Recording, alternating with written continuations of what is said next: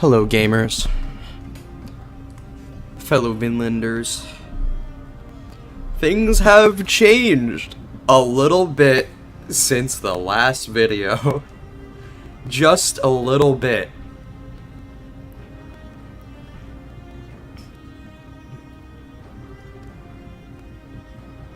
Honestly, I have no idea.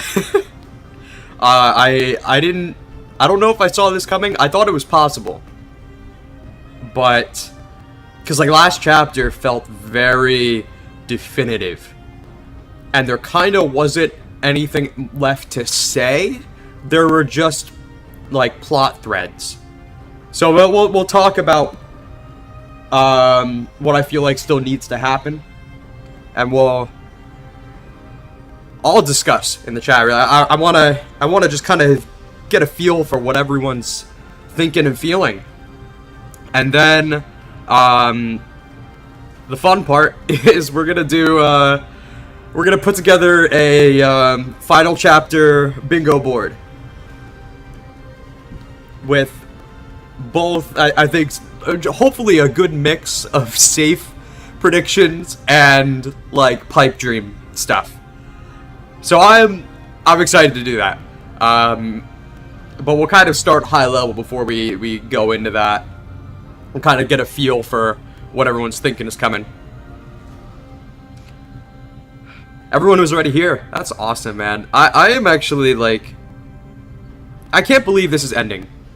Because when I was a kid, I really wanted to do YouTube. I did like Minecraft videos. You know, I really wanted to have to just make something and have an audience, and the fact that Vinland Saga has brought that to me is something like so important to me. And you know, I have people who show up to every video, to every stream if they can, and that is just, you know, beyond what I would have dreamed of as a kid.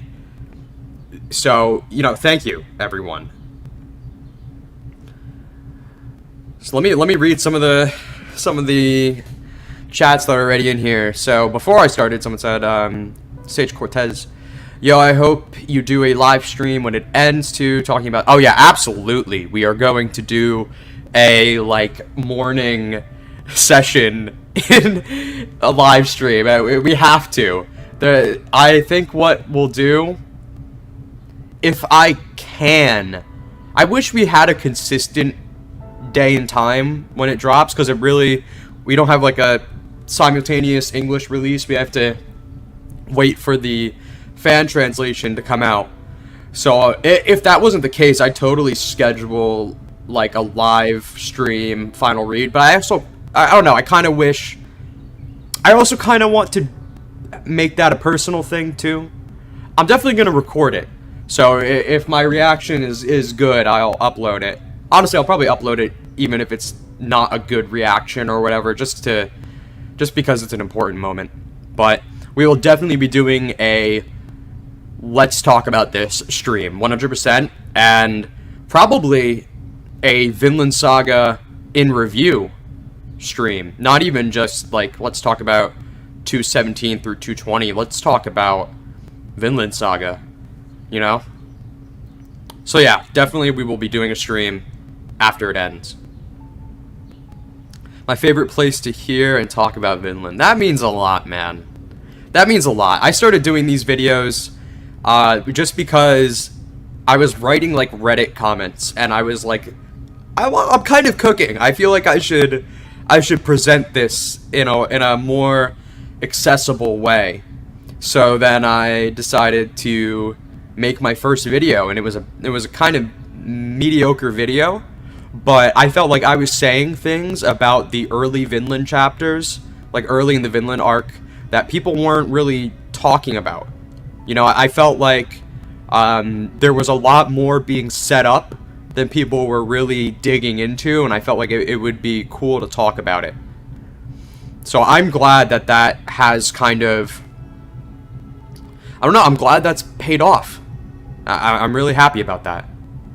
I'm glad that it's grown into something that I'm really proud of, and I'm glad people enjoy it and come to hear me talk. That means a lot. Also, let me know if the audio balancing between the music and my voice is not good, if I need to turn the music down or anything like that. Do you think this last chapter will be bigger than a regular one? I think it will be bigger. I don't think too big. I saw some people saying we might get like a 40-page chapter. I don't even think we'd be above 30. Like, above 30 is probably pushing it. I think people underestimate how much can be done in a single page. When Yukimura wants to move, he moves. So, I don't think we are going to get a super long one. And if it was going to be more than like 30 pages, it probably would just be 2 chapters instead. I don't think he took a break because he's making a super big, long final chapter. I think it's just the usual. So I wouldn't get my hopes up on that, but I still think it'll be longer. I also think that if we do not get closure for everything and everyone, that's going to be okay. Yeah, I've kind of decided, like I was saying before, thematically we've said all we need to say. I think the point has been made. I think 219 might actually be one of my favorite chapters the more I've thought about it. I think it makes the final point of Vinland Saga very clear, and we kind of don't need to answer any more questions. There's characters that I feel like are kind of getting left behind with the end, and they're not really being given a satisfying conclusion on their own. So we'll talk about that when we talk about predictions. But yeah, I don't think there's enough time to give every individual character a satisfying wrap-up, but I think the story as a whole has a satisfying wrap-up already in 219, and 220 is just going to be the cap on that. I didn't see it coming at all, but as you say, as much as there are plot threads, the message has been completed. Yep. We have to keep trying. Yep, exactly. I think we got to the hopeful outlook a lot faster than I thought. I thought we would really be deeper in shambles over Einar, but we kind of went right to the, okay, this is terrible, but what comes next? And I think that's I think that's good. I think Yukimura is doing a very good job at not letting this be a total doomer ending, which I think is good. Because that would be my main concern, is that people take away, like how Uggy was taking it away, that it didn't work out, so the ideals were wrong, and I don't agree with that. When did you get into Vinland Saga? I actually started watching the anime season 1. I think it was like 2 weeks before End of the Prologue was coming out. So I kept seeing tweets gassing it up, saying it was so good. And I was like, okay, I don't really like Vikings that much, but I could be interested. And then I think what actually convinced me to start watching was that I saw that Askeladd Big Brain scene, just like a screenshot of the Askeladd Big Brain scene, and I was like, you know what, I could really go for a character like that right now. Somebody who's like a planner, somebody who's conniving, someone who's like, you know, like Death Note kind of mind games. And that's the vibe I got from that panel. So I mean that scene, that screenshot. So I was like, screw it, I'm gonna watch this, and I like binged all of it. I think the final episode had already come out by the time I caught up, but yeah, end of season 1 is when I started. Hello, Enrico. I remember you were in the last stream too, right? What's up, man? Gavin, love the videos, man. Thank you. Honestly, it amazes me that people love the videos so much, because I don't put a lot of editing effort. They really are like an experience for the hardcore fan. You know, somebody who just wants to hear someone talk. I put a little bit of visuals, and I've been trying harder, but I really don't like edit like others do. So I'm glad that just the writing of the videos and the delivery, just in how I speak, I guess, and the music I put to it, I'm glad that that is good enough for people. Because I don't think I'd be able to keep up with every single chapter like I managed to do if it required a lot more energy. I get it 100%. Reading the end will be such an intimate... Yeah, exactly. So I probably won't stream it, but I will record it. Assuming I'm not, like, at work when it happens. I don't know if I'd be able to go through the whole workday without, like, going to the bathroom and reading it on my phone or something if it drops while I'm at work. Honestly, if I could guarantee that if I could guarantee that it's gonna come out for us on, like, the 25th, I would take work off that day. I would totally do that. Because honestly, it will just kind of take me. It'll take my brain for the whole day. It really will. I'm setting a whole scene for myself when I read the last chapter, throwing on that is so real. Yeah, I'm gonna have to very carefully select the music I listen to when I read, because I usually do like to do that. Honestly, you, Jark, and Tryhard been cooking. Yeah, honestly, I always gas them up. They are both very, very smart, very cool people. Speaking of which, Jarky Bacon and Shambles, what's up, man? Do you plan on... Yeah, so, other manga. Right now, I read some weekly, and I don't think I would enjoy doing weekly videos. That's a tempo I don't think I could keep up with. It would have to be monthly. I'm reading JoJo monthly, and I'm reading Berserk whenever it happens. I think JoJo is getting to a place where I feel like I might actually have something to talk about. That's the only reason I haven't done reviews of it yet, just because it was still setting things up, and the reason I love doing my Vinland videos is that I can get so much of substance out of every chapter. I think I've always had something real to say, and I wasn't just making a review for the sake of like covering the chapter.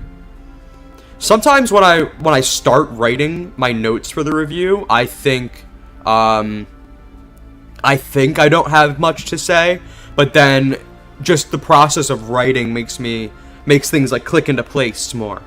Like 219, I was worried I didn't really like this chapter, and now I think it might be my favorite chapter of the whole manga. I have to see, but I really just love what he did with Einar here. He really popped off. So, yeah, I do want to pick up another series, another monthly series ideally, and because I don't want to stop doing YouTube. I truly love doing it, and obviously whenever Yukimura starts his next manga, which he has talked about before, and we'll probably talk about that in the stream as well later, whenever he starts that, I will absolutely be covering that from chapter 1, no doubt.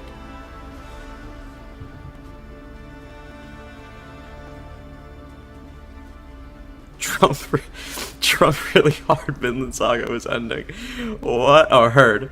Jesus, man.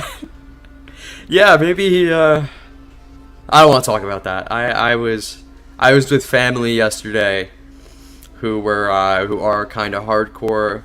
Not too hardcore. They're relatively chill, but, you know, they voted Trump.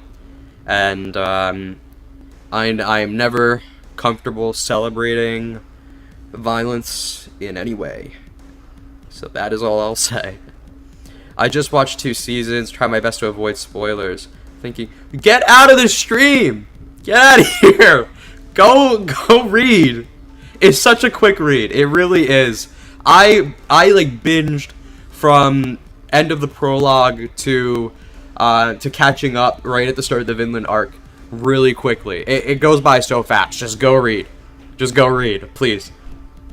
Enrica, do you think it's likely that Season 3 will be announced shortly after the manga ends? I think I'm banking on it being announced before the end of the year. I really need that to happen. Because, honestly, no Vinland Saga anything for a long period of time, I'd probably crash out. I truly love Vinland Saga. It's like my favorite thing ever. So, season 3 needs to happen. Or Yukimura needs to start writing his next manga within, like, 2 weeks. Reading the chapters of the OST, Chef Kiss, yes. That is why I love doing the videos.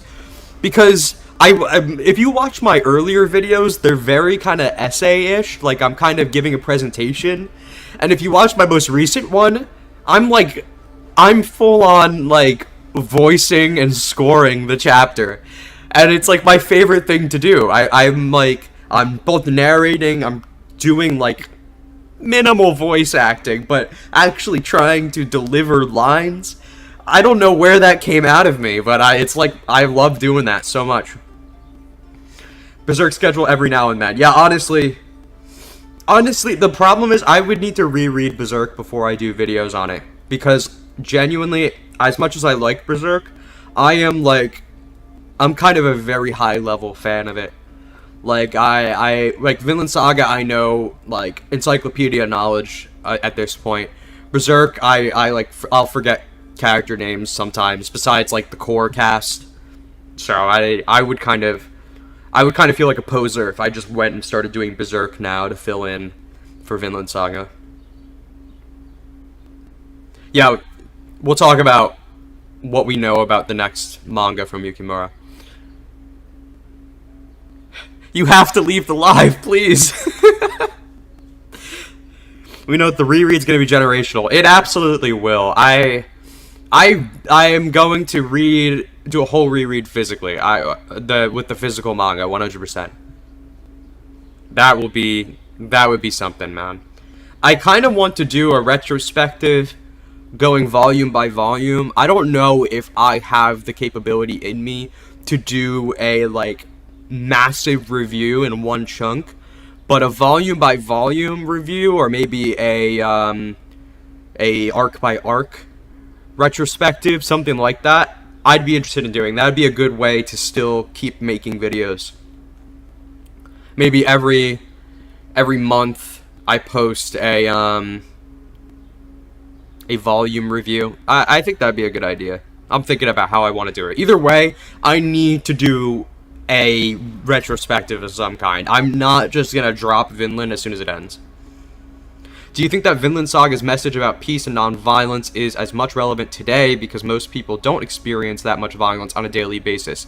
Yes, I absolutely do, and it's because you really have to extrapolate, and you have to, because, you know, Vinland Saga's angle is coming from a much more violent world than the one. There are still people, of course, in the modern day who are probably living lives about as violent as this. But, you know, for the most part of, like, a very privileged Western reader like myself, I don't experience violence like that. So you have to extrapolate.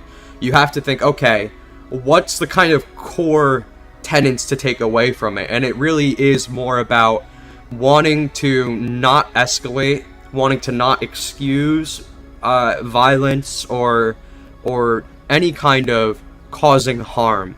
And harm can be physical, harm can be emotional, harm can come in so many ways. So I think it's more about taking away the trying as hard as you can to not make your kindness conditional. That's what I really take from it. And I think that will always be relevant.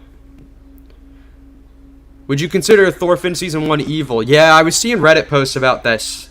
I think people use the word evil, and everyone has a different definition, because a lot of people, I think, use the word evil to just mean bad. Like, how bad was Thorfinn? Thorfinn was pretty bad. Evil. Evil implies some level of maliciousness, some level of desire to cause harm for the sake of it. And I don't think any character in Vinland Saga really fits that at all. That's my definition of evil. So for my perspective, no, Thorfinn is not evil. From someone else's perspective, if they use the word evil, I'm not just going to assume that they are using it in the way I think of it. Your recent videos have been great. Love the emotion on your voice. Thank you. Thank you. It's like literally my favorite thing to do. It's so fun. Season 1 Thorfinn is not evil, but he did bad things. Yep. That's my perspective. Volume by volume monthly will be peak. Absolutely. I think it's a good call. Because I really want to make sure I'm thorough. And I don't think I have the energy to make a super thorough mega review, like a real life Ryan kind of like, you know, like big stuff.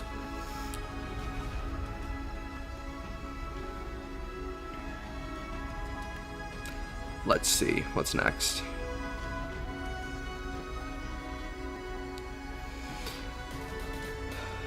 Oh, I love Mob Psycho. Mob Psycho's goated. I didn't even realize that. That's so funny.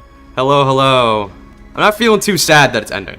I'm not feeling too sad. I'm feeling anxious. It just happened so soon. I wish I knew this was coming 2 chapters ago instead of 1, because I really got my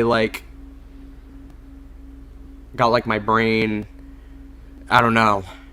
I really got my brain and I thinking okay, we gotta go to Iceland, and then we gotta talk to Halfdan, and then we gotta name the baby, and then we gotta see blah blah, and then it's probably not going to be that big. So I don't know. Again, a lot can be covered very quickly, so I wouldn't underestimate how much we can really do in a single chapter. Okay, alright, whoa.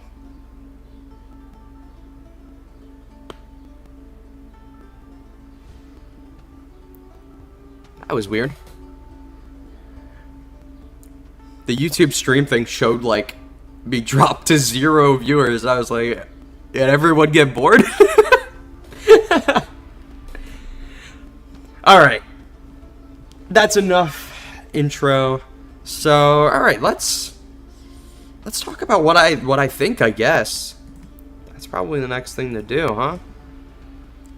We'll go to bingo after. I want to just start with, let's just get the manga up and think about it. So, where we end. I thought this could happen. So I actually did kind of get a vibe right at the end of last chapter, because we got the... Oh, it's not here in the... Did they remove it? Whoa, Project Vinland removed... They had the, Humanity Starts 1,000-Year Voyage. Where's that? Huh. Weird. I don't know if I can do one global overview. I'm just literally too, I would get too, too thorough, and it would become something so massive. And one thing that's really important that I've realized recently when trying to make videos about the manga that are a bit more scripted and heavily edited than what I do already for reviews, I'm realizing that it is very hard to get visuals on screen for when you're talking only about manga. When you have an anime adaptation that has relevant scenes, it's a lot easier. So like my Vinland Saga ending prediction video from a while back, I was able to use a good amount of anime clips in that. But I feel like I wouldn't be able to use a lot of anime clips when I'm talking about the end. So that's tough. That's tough. I don't think we'll get a flash forward since we already got one. I think we will. So okay. Yeah, right at the end here, I guess they updated the their scans, but you know, it said over here humanity begins the 1,000-year voyage. And to me, that sounded very much like, oh, we are never seeing Thorfinn again. Like, I thought next chapter we might jump ahead 1,000 years and that's it. So the fact that next chapter is the last one's kind of crazy. So I do think I think that's the flash forward is actually like my main prediction for this chapter. I truly think it thematically has to happen, and I've been on the page that the final final page of the manga, I think it would be the cenotaph being recovered. That's I think I've been saying that literally since chapter like 192 when it was introduced. I was like, that's just too good. That just has to happen. Like as soon as the 1,000-year voyage meaning kind of came together in my head, I was like, okay, that makes a total amount of sense. I feel like that is almost guaranteed. So I really do think the last chapter the cenotaph will be like excavated. They'll find the remains of Einar, and you know it will be these people 1,000 years in the future reflecting on what was the significance of this. And I think that's very thematically relevant, not just because we want to see the future or the present, but because, you know, reflecting on the story and the meaning of what they attempted here is the kind of thematic conclusion. In 2055, when we get the ending of Vinland animated, we'll see a montage of all the things that might not have been in the manga. Yeah, okay, so let's talk about the things I feel like need to happen. I think there are a couple things that absolutely need to happen. We need to get some kind of resolution on Bug Eyes and Niska. I think if we don't talk about that, it would be weird. I do think we should see a goodbye to the old new characters. I feel like it would be weird if we didn't talk anymore, but I think it's also very likely that this next chapter is going to be very impersonal to the characters. It's going to go very high level. I kind of think we may not even get that much dialogue to really get immersed in next chapter, because I think it's going to be fast. But what needs to happen? Saying just closure for the new characters. We need Thorfinn naming the baby. So that's actually one thing I really want to talk about. So historically, the baby is named Snorri. Yeah, and I believe canonically for the manga, Thor's dad, so Thorfinn's grandfather, was named Snorri, because that's why Thor's is Snorri's son.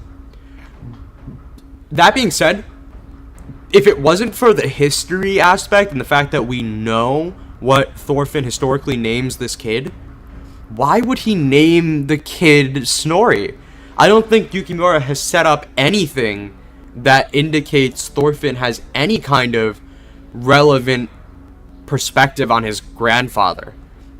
I think, like, if it wasn't for the history, I would be gung-ho that this kid's gonna be named Einar.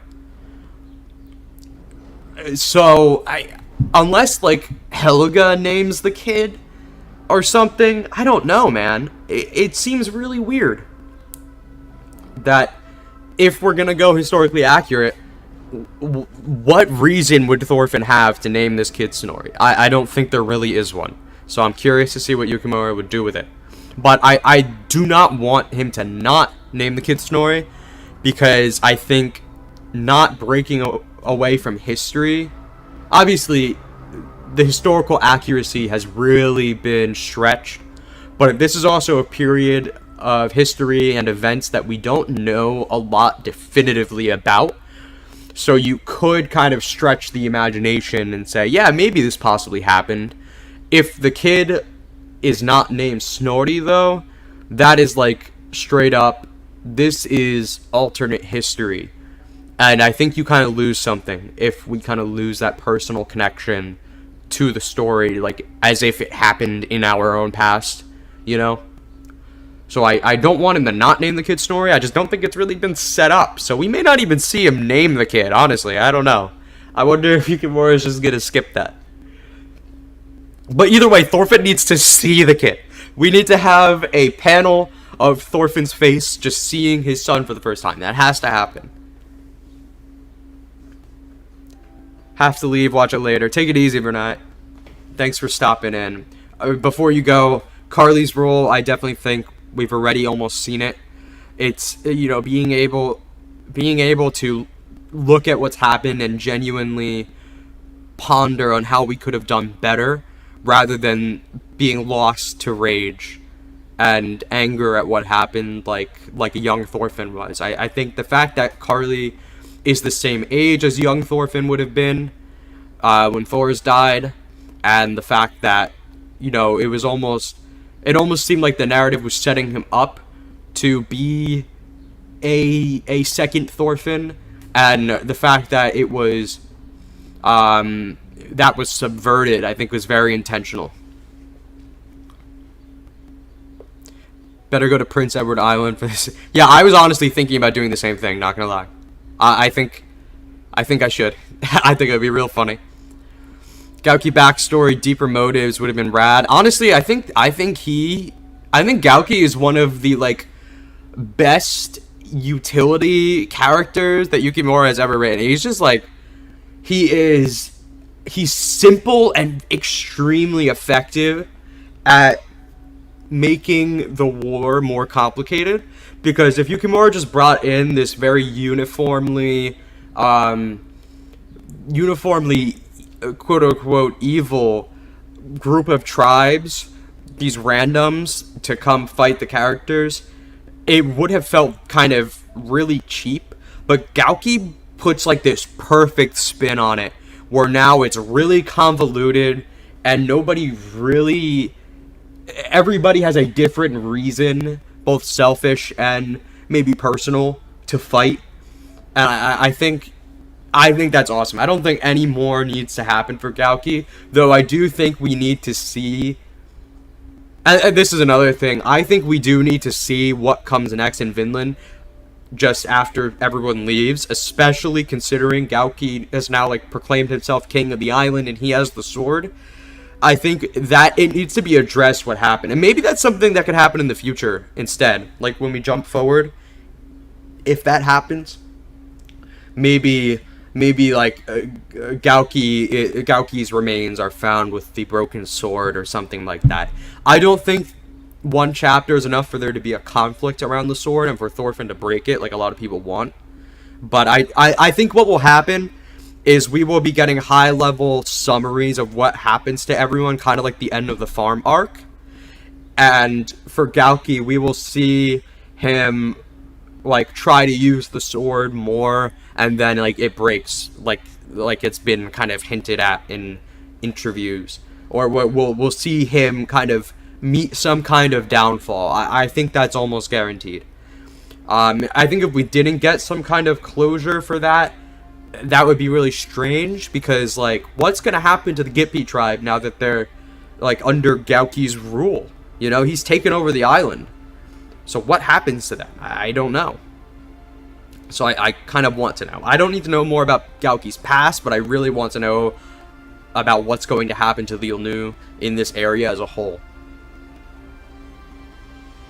Maybe give him 2 names. I just don't think it makes sense. I just don't think he has a reason to name the kid Snorri. Yes, okay. So, another thing I think I really want to happen, but I don't know if one chapter is enough, is seeing Canute one last time. I've mentioned this before in my reviews that I read Planetes, Yukimura's previous manga, and at the end there was this kind of parallel dynamic between the protagonist and the antagonist, and much like Vinland Saga, the protagonist kind of had a more personal journey, and the antagonist, he kind of, like, faded into the background, because he wasn't like a really bad guy that was against the protagonist.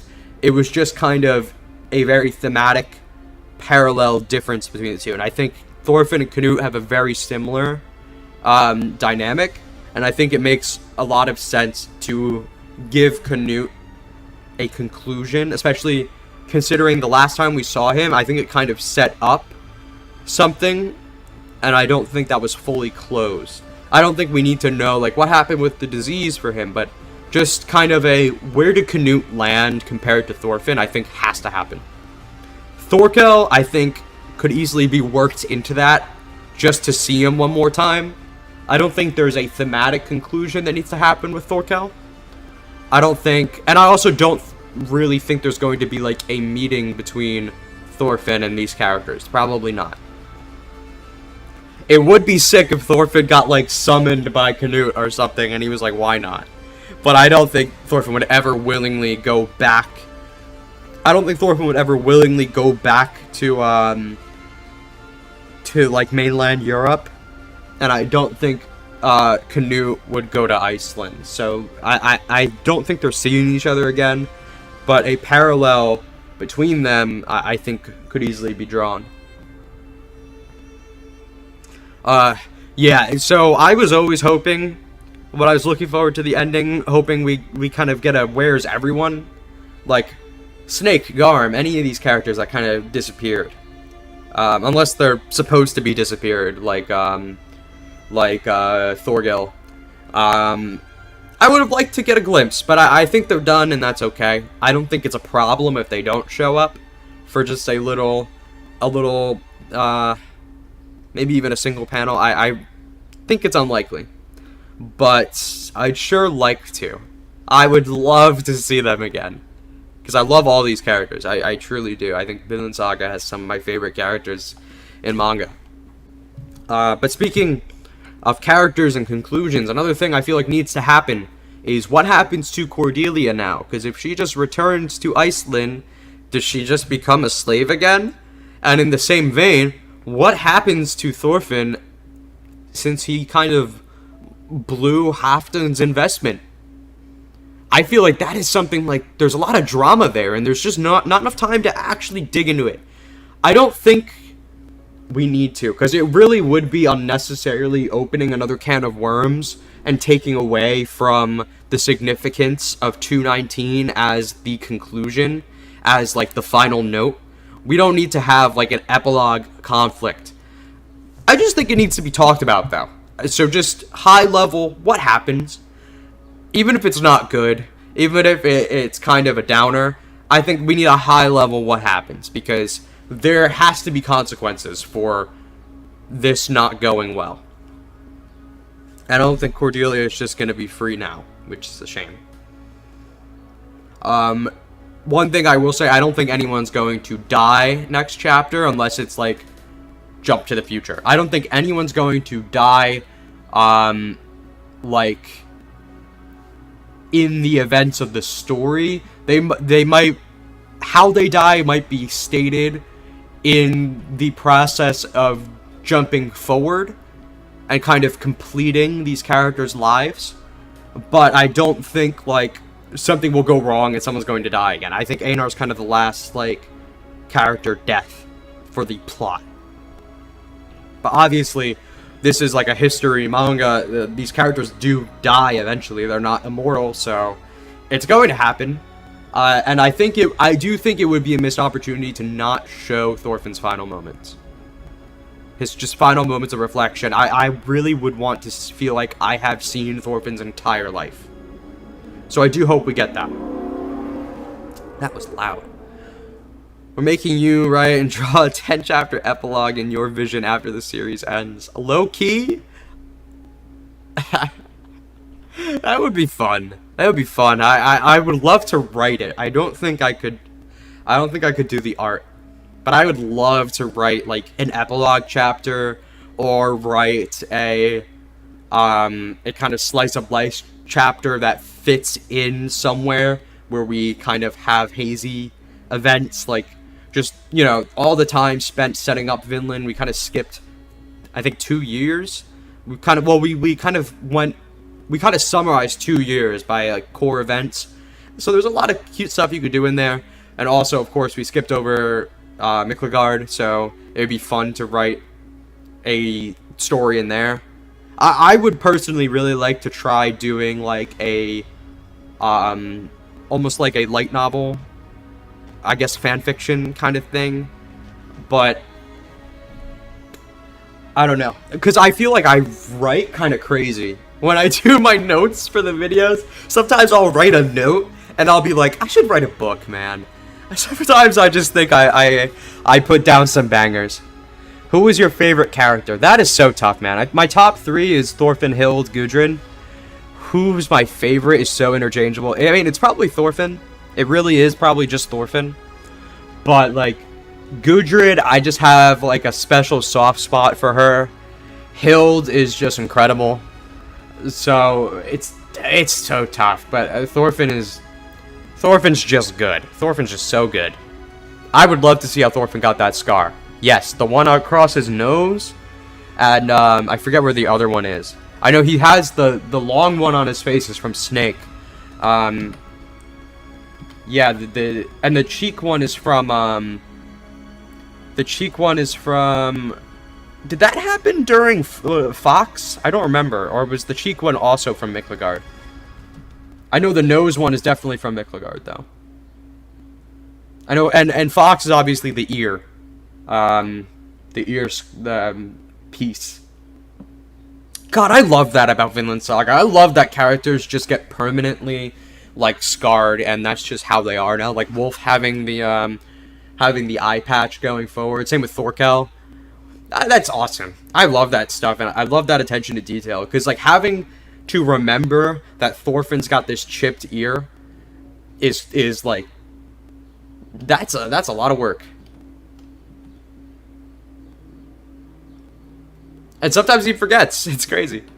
These both are from Miklagard? Okay, yeah. I'd be super curious if he got into a conflict. We don't really, I know they said they got, like, they had a run-in with people and went to jail. I think that'd be cute. Oh, yeah, Garm. Yes, no, the cheek one's Garm. You're right. The cheek one is Garm. I remember, yes. Good memory. That's awesome. See, that's cool. Like, Snake lives on through this scar. Garm lives on through this scar. That's awesome to me. I think that's sick. These characters will always be, like, relevant and remembered because you can see the mark they left on Thorfinn. It's so good. And that's kind of... Isn't that kind of cool, actually? Because these are all characters that did violence onto Thorfinn and changed how he felt. Right? Isn't that crazy? Like Fox. Fox cutting the ear off. Like, that was when... It wasn't Fox himself, but that was when Thorfinn kind of, like, realized he wants to live. Then, Thorfinn has to resolve himself to fight for the first time after his oath, and Snake's scar is kind of a memory of that. And then Garm was this character that he could not run away from no matter how hard he tried. And that scar reflects that. I think it's so cool that these literally both changed Thorfinn mentally and physically. That's sick. That is a sick idea. I love that. Vinland Saga is so good. Vinland Saga is so good. Okay. I'm going to step away to get water. I will be right back.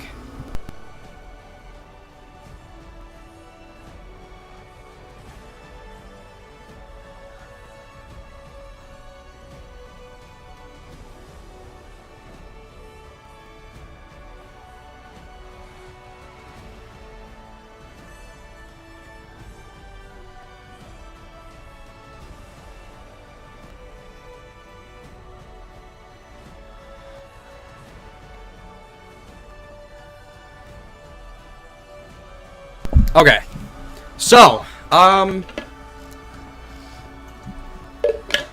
let's summarize the things, again, that I think need to happen.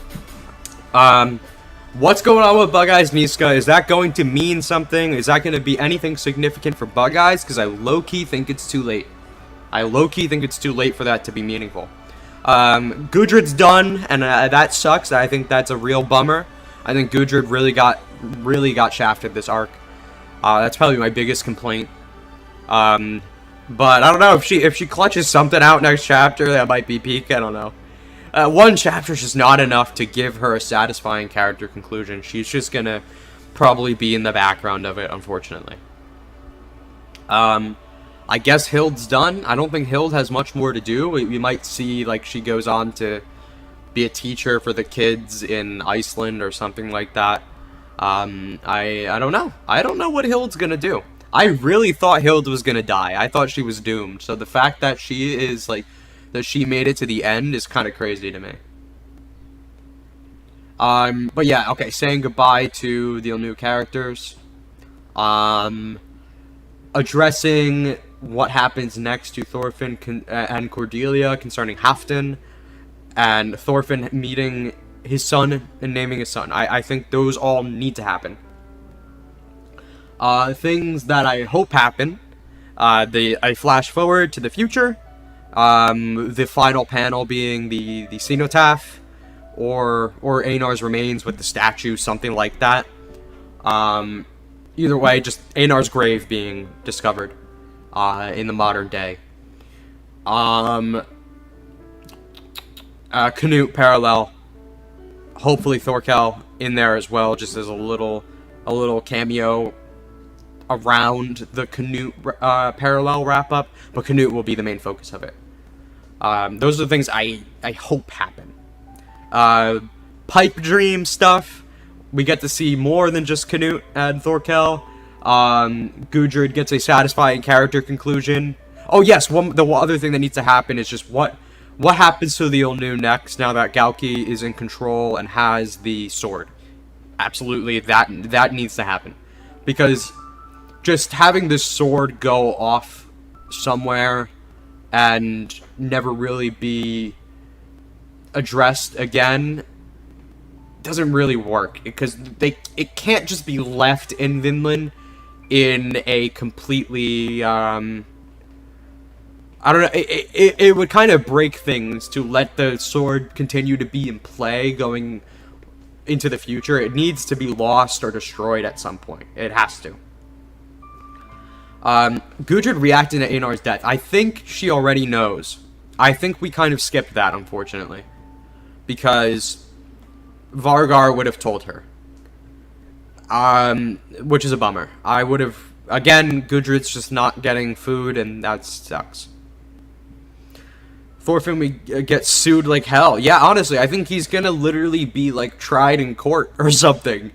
I genuinely think there has to be such a... There has to be consequence. There has to be, or else like, Halfdan being kind of, like, easy to work with, relatively, like, beyond his, because obviously his exterior he gives off this really, mean and stubborn persona, but then, like, he helps Thorfinn so much.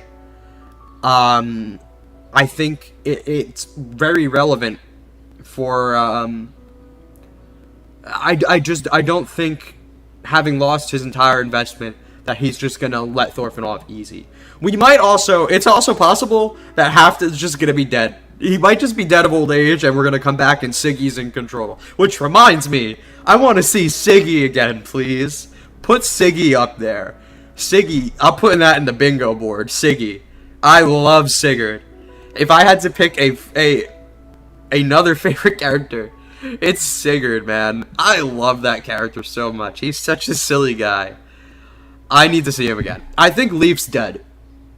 I think we'll find out that Leif passed away peacefully in his bed or something like that. I think that's kind of... I don't think he's gonna be alive still. Last time we saw him was a very good goodbye to him, and there's no need... He was clearly, like, on his way out. I don't think he'll be alive. So we'll probably, as we're summarizing what happens to all the characters, I think Leif, it will be told what happened to him. Yeah, I'm actually kind of convinced now that Halfdan's probably dead and Sigurd is in control and he's gonna be goated. I don't know. But I really also feel like it would bother me if Thorfinn doesn't have any direct consequences aside from the failure itself. Like, I would want the failure to kind of cascade a bit Not to kick him while he's down, but just because it it would be kind of unbelievable to me if he didn't have problems after this. Like, not just emotional problems.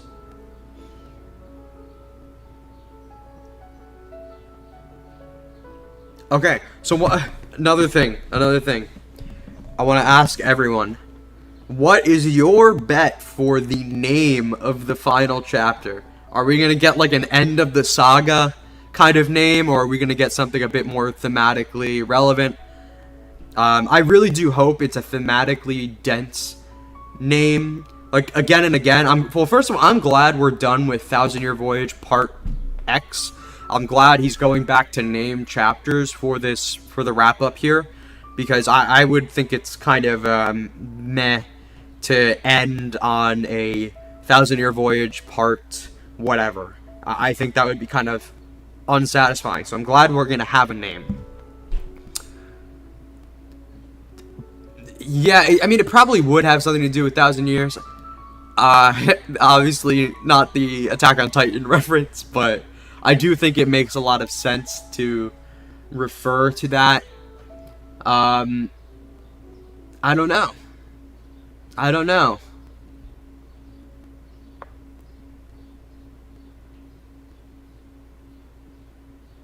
What was the name of the final farmland arc chapter? What was the name of that? Before we got,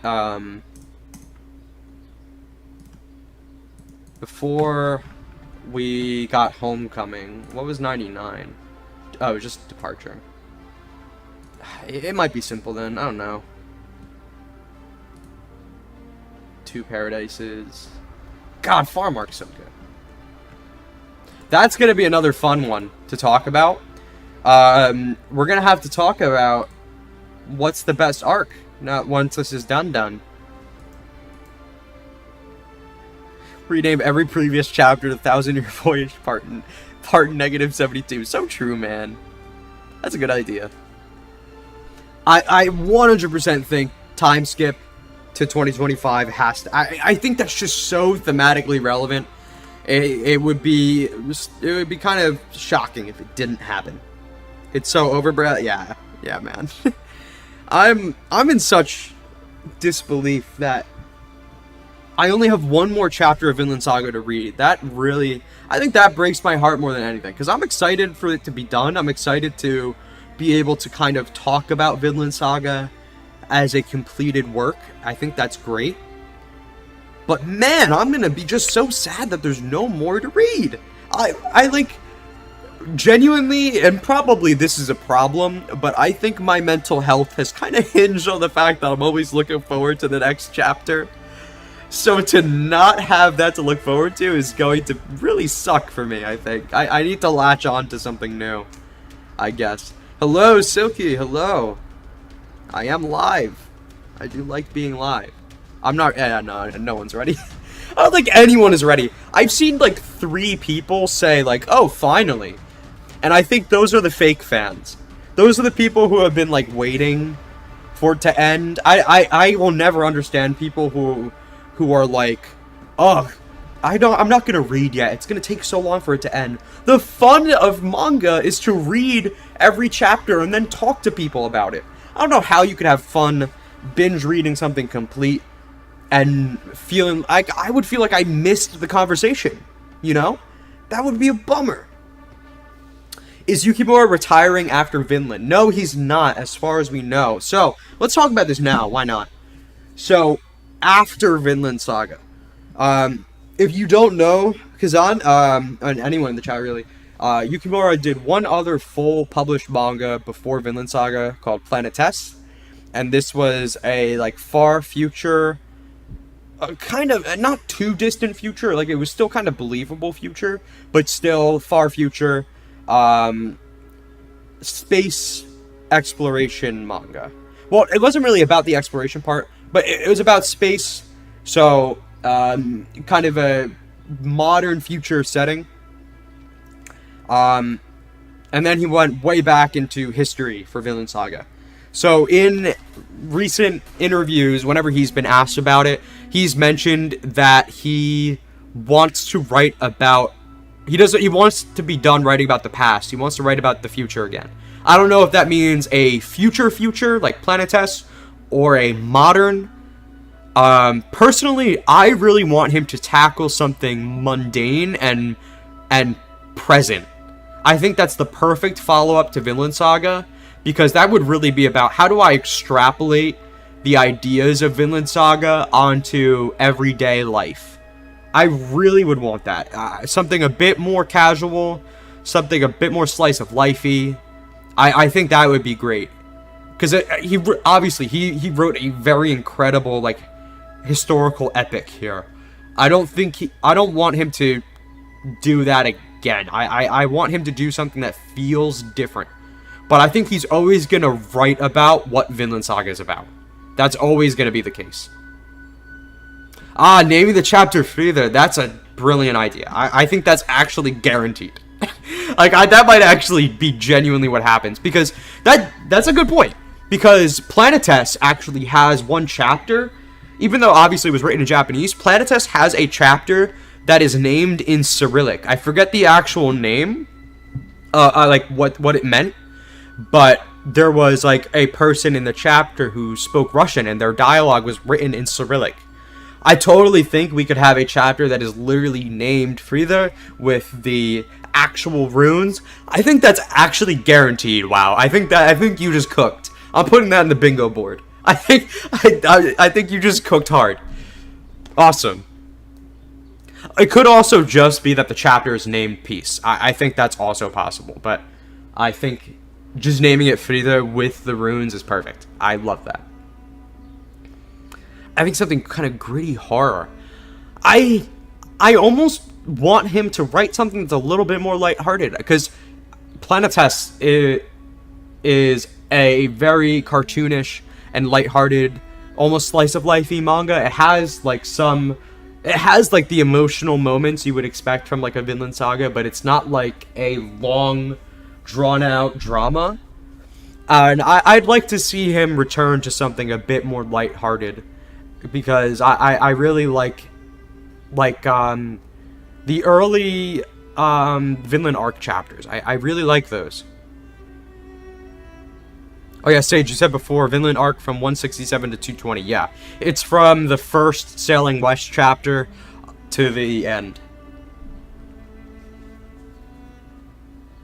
And I think he paced this arc perfectly, by the way. Well, obviously, remains to be seen with the actual ending, but I think he wrote a very lean but very like deep and effective final arc here. I think he popped off. I love this arc. Besides my girl Gudrid, still think. Yeah, Ryan, I was thinking exactly that. That naming it Peace almost implies that we've reached it, and we haven't. We haven't. Totally agree. Totally agree with that.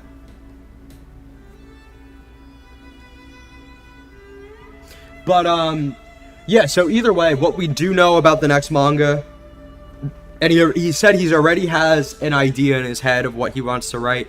It's going to be a modern / future setting. I personally hope he tackles having a female protagonist. I think that would be a great way to shake up his usual formula. Because Planetes and Vinland Saga, besides like the difference between their time period and setting, they are so similar.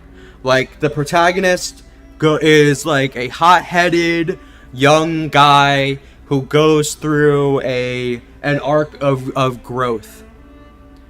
And like that coming of age of a young man is so core to these two stories. I kind of don't want him to tackle that again. I really would like for him to instead tackle a female protagonist, because I think like Hild is an incredible character who could carry a whole story on her own.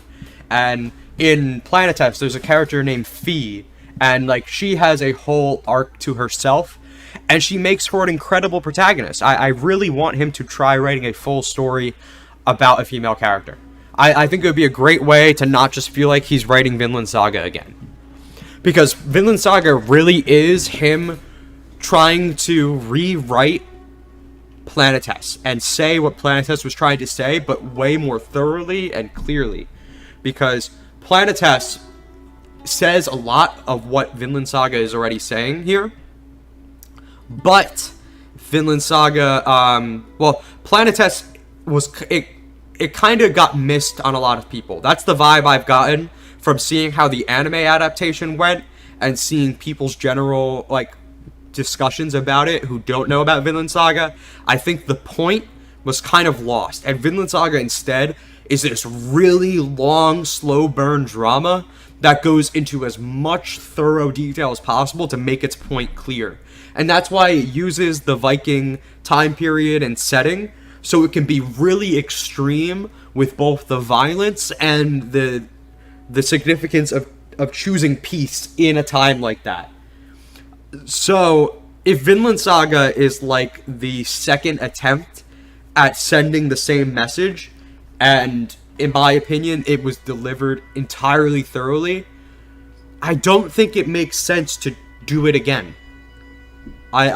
Because if the next manga starts with a young, hot-headed teen kid who needs to grow up, I would look forward to seeing what comes, but I would be kind of like, oh, we're doing this again?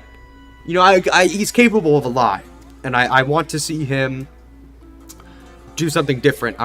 So I am hoping for female protagonists, and I'm hoping for a little bit of mundanity. I don't want it to be a big epic. I would really like it to be about extrapolating these ideas onto everyday life. And I think he can cook with that. I really think he can cook.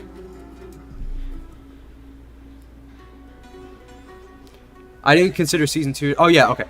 Right. Let's start with Ryan's. Well, actually no. Let's start with no. Oh god, I missed a lot of messages because I was yapping. All right. I'm happy, but I can't help but see the risk of making just one single chapter. I know. I'm nervous, Enrico, but he is not the type of author who's just going to end it on, like, I don't know, end it because he wants, because, I don't know. Yukimura would not want to leave something unsaid. I think he would never leave out anything he feels is important, because sending the message is the point of Vinland Saga. So there's just no way he would end it now if it wasn't meant to end now. I think a lot of people came to appreciate the early chapters once the climax was ramping up. Yeah, I think so too. That's why I'm really proud of my early videos, even though they're not like the best quality-wise, because I think I was pulling things out of those early chapters that people were not seeing because they were bored waiting for conflict to happen. So I hope people come to appreciate Sailing West and early Vinland arc, like the settlement stuff, a lot more now. My favorite arc, honestly, recency bias probably, but Vinland arc. But honestly, every time I reread the farm arc, I'm like, how did a human write this? So I need to see. A cyberpunk manga would be really cool. I think he could get a lot out of like humanity, the like loss of humanity in a kind of cyberpunky setting. Something anti-capitalist from him would be kind of cool, because I mean capitalism is kind of a very driving force in the reason their like violence continues, you know. So I would low-key love to see him tackle that. Honestly, it would be even better if it's a modern setting, but like not like Japan or America or any other like you know, first world country. If he went in on like a protagonist who's living through conflict in the Middle East, that would be insane. That would be incredible. I would love to see him try to tackle that. That would be something else, man. Because he loves exploring culture. Culture is like such an important part of Planetes and Vinland Saga, and I hope that theme continues, because there's still so much more he could do there.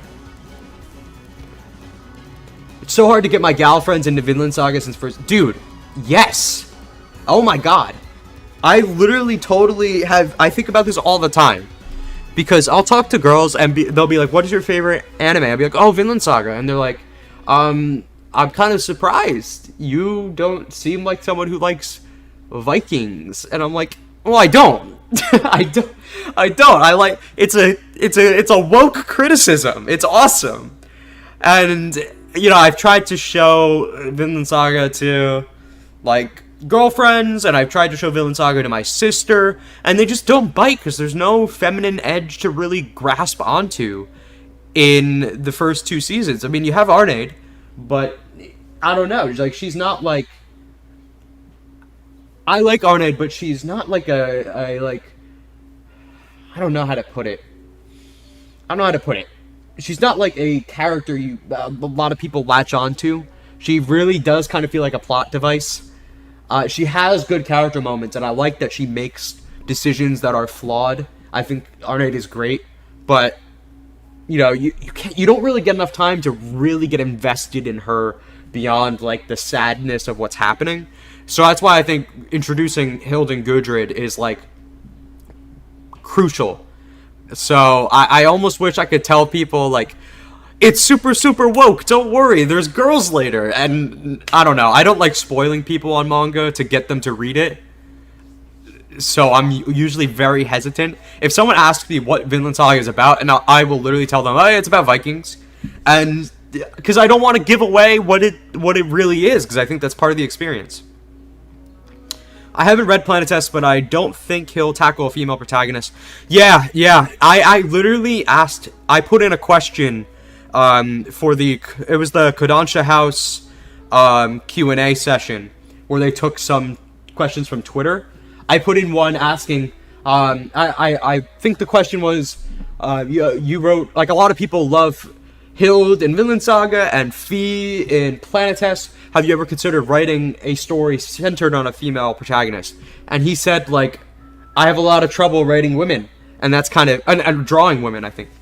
And that's kind of it. And I'm like, no, you don't. You really cooked with these two. Why are you so afraid? That's why I want him to tackle it, because it's out of his comfort zone. It's out of his usual. I didn't consider season 2 to be a sausage fest, but personally, I was very focused on Arnheid. That's nice. Because I really like Arnheid, and she's a great character, and she accomplishes so much emotionally. I guess I just never really like. I never felt like she had personality to latch onto. Maybe that's it. Like, she very much is just, like, a very kind woman who's trying her best and keeps getting the short end of the stick. And that is very, like, endearing and emotional on the face of it. But, like, Hild is a character. Hild's a real character. Gudrid is a character. And I feel like Arnheid feels a bit more like an idea, if that makes sense. I know he wants to write a modern anime, but man, I love historical settings. Thing is, I really love historical settings. Vinland Saga really put me onto historical fiction. I love it so much now. Like, that's why I loved Orb. Orb plays around with being a historical fiction incredibly well. I do really like it. I'm really thinking he may lean into slice of life comedy. Yeah, I think so. I think he misses it. I think that's the reason Baltic Sea War is what it is, and Eastern Expedition in general is what it is, and it has so much lighthearted comedy. I think he just wanted to write something happy for a bit, you know, because this story is doomed to end in this kind of heartbreaking way. He just wanted to write something happy. So, man, I want the guy to write something happy. And I like his comedy. I think he has really great comedy in Planet Test, and Vinland's comedy has really grown on me. His art has improved so much, too. If he makes something new, it'll be extremely iconic. Yes! That's actually one of the most interesting things to me. If you read Planet Test, you can see the early Vinland Saga art style kind of come into fruition up to the end. And that's super, super fun. So I'd love to see, like, to look back on Vinland Saga and see, oh, when did the art style of his next manga really come to be? I think that'd be really, really cool. Because obviously Vinland's style has changed so much. Canute character conclusion. I think it's going to happen. I think it will. Seeing fiction set in the Viking age where the clothing is mostly historically accurate instead of just Game of Thrones clothing. Yes. He just has so much respect for exploring these cultures beyond the surface level, and I think that's awesome. Best arc is Vinland arc, but my fave is Farmland. I almost think the other way around for me, where I think Farmland probably is the best thing he's written, just because it almost by design must be, because that is like the crucial turning point of the story. But Vinland arc is also the point of the story being made finally, like the final point, and I think that's so critical for Vinland Saga that it becomes my favorite either way. I don't know. I have to see how 220 goes, really. That's it.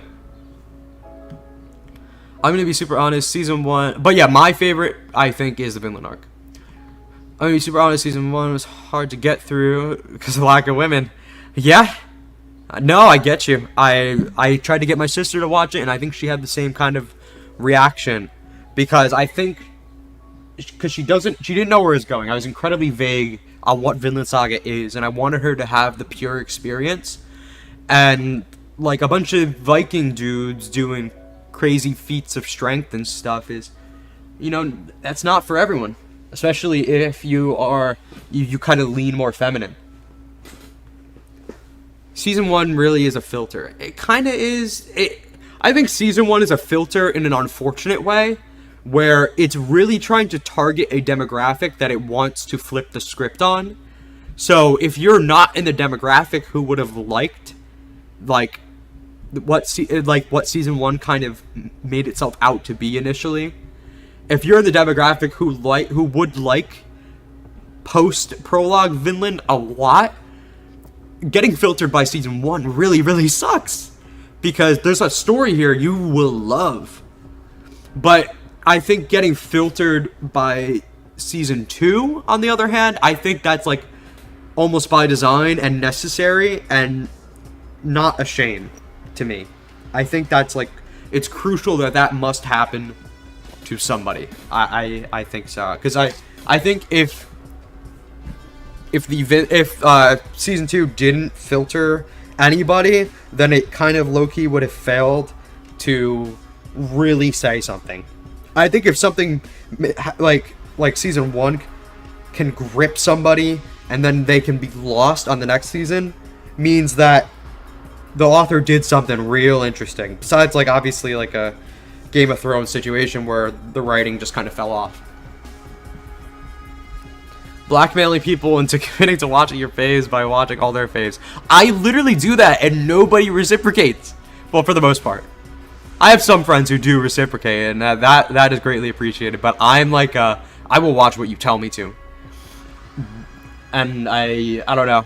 I've stopped expecting anything back, but when I do, it's nice. Wish we got more of Arne's inner thoughts. Yeah, this is exactly what I'm saying.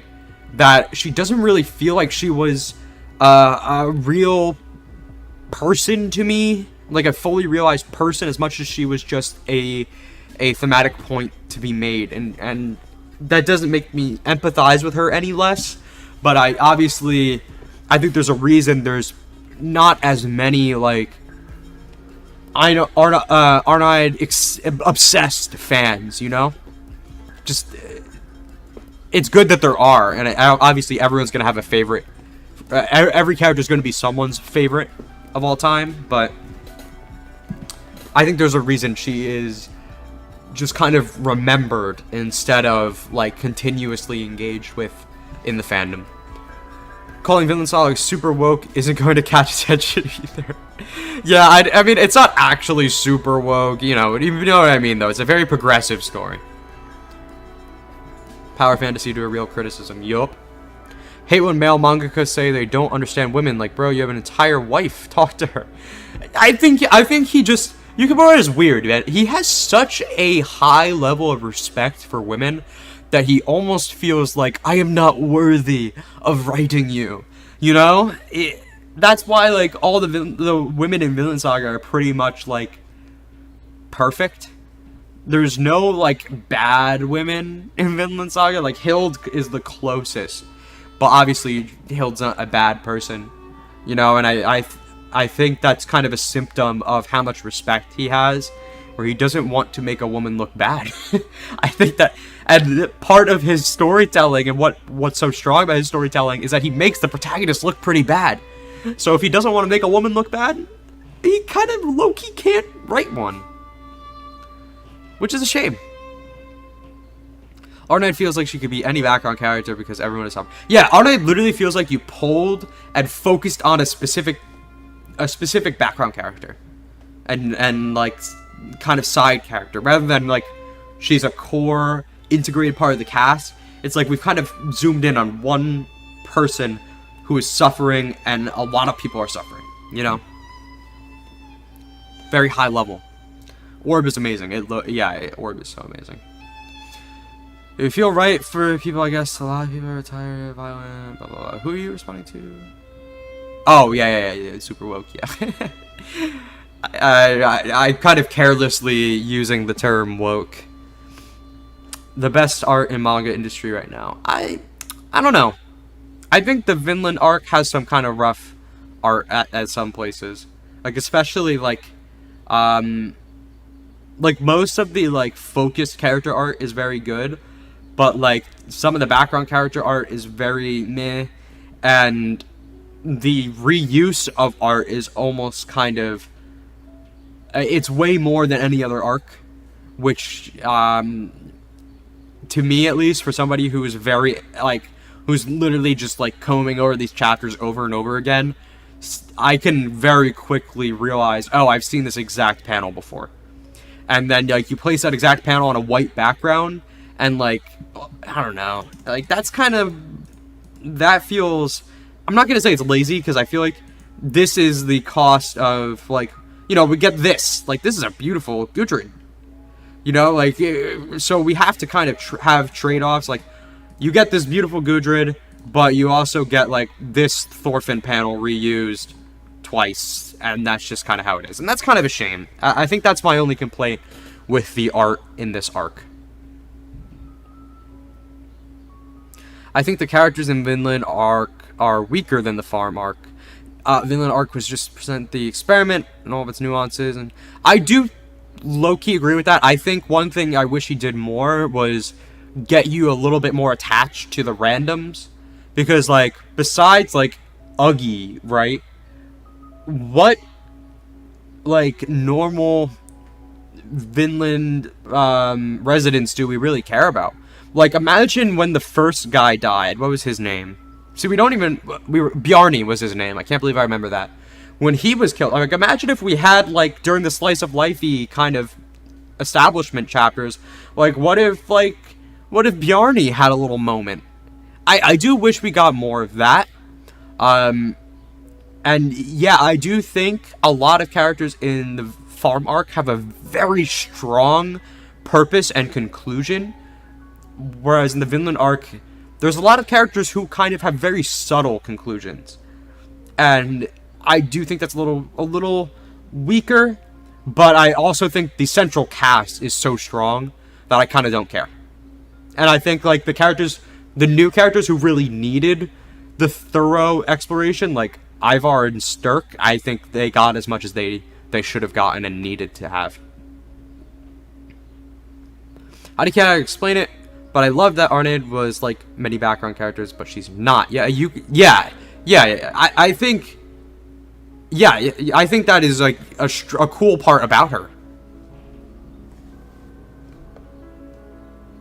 Because the farm arc really is, like, because Einar is a man who is a victim of Viking raids, and Arnaid is a slave who is a victim of her master's violence. They are literally the war and slavery, like, victims. Like, they are two randoms that Thorfinn could have been the end of had he been in the wrong place at the wrong time. That's what makes those two so good, to me at least. Yes, that is the best part of the farm arc to me. Everybody, especially like Kettle, lots of these characters are a different angle on kindness and violence, and all explored in different ways. Whereas, yeah, the Vinland arc has a lot of people who also just kind of serve a utility like that, and a thematic reasoning, but everyone's almost a little bit more homogenized, because we're kind of focused on more like societal level problems rather than individuals, and I think that kind of makes people blend together a little bit more. Damn, I missed the first hour. Yeah, we just been yapping. I'm excited to see the end. Been watching your reviews for a while now, and I was always excited to see them after a chapter. I talked about this right at the start of the stream, how thankful I am that I have people like you, Alex, because I've seen you a lot. People who show up for every video, show up for almost every stream if they can. I never thought I would have that level of engagement when I started doing this, so I am so thankful. Extremely narrow-minded that you can't get through something just because there's no men or... Well, I mean, you like what you like. You know, that's almost... It's kind of tough.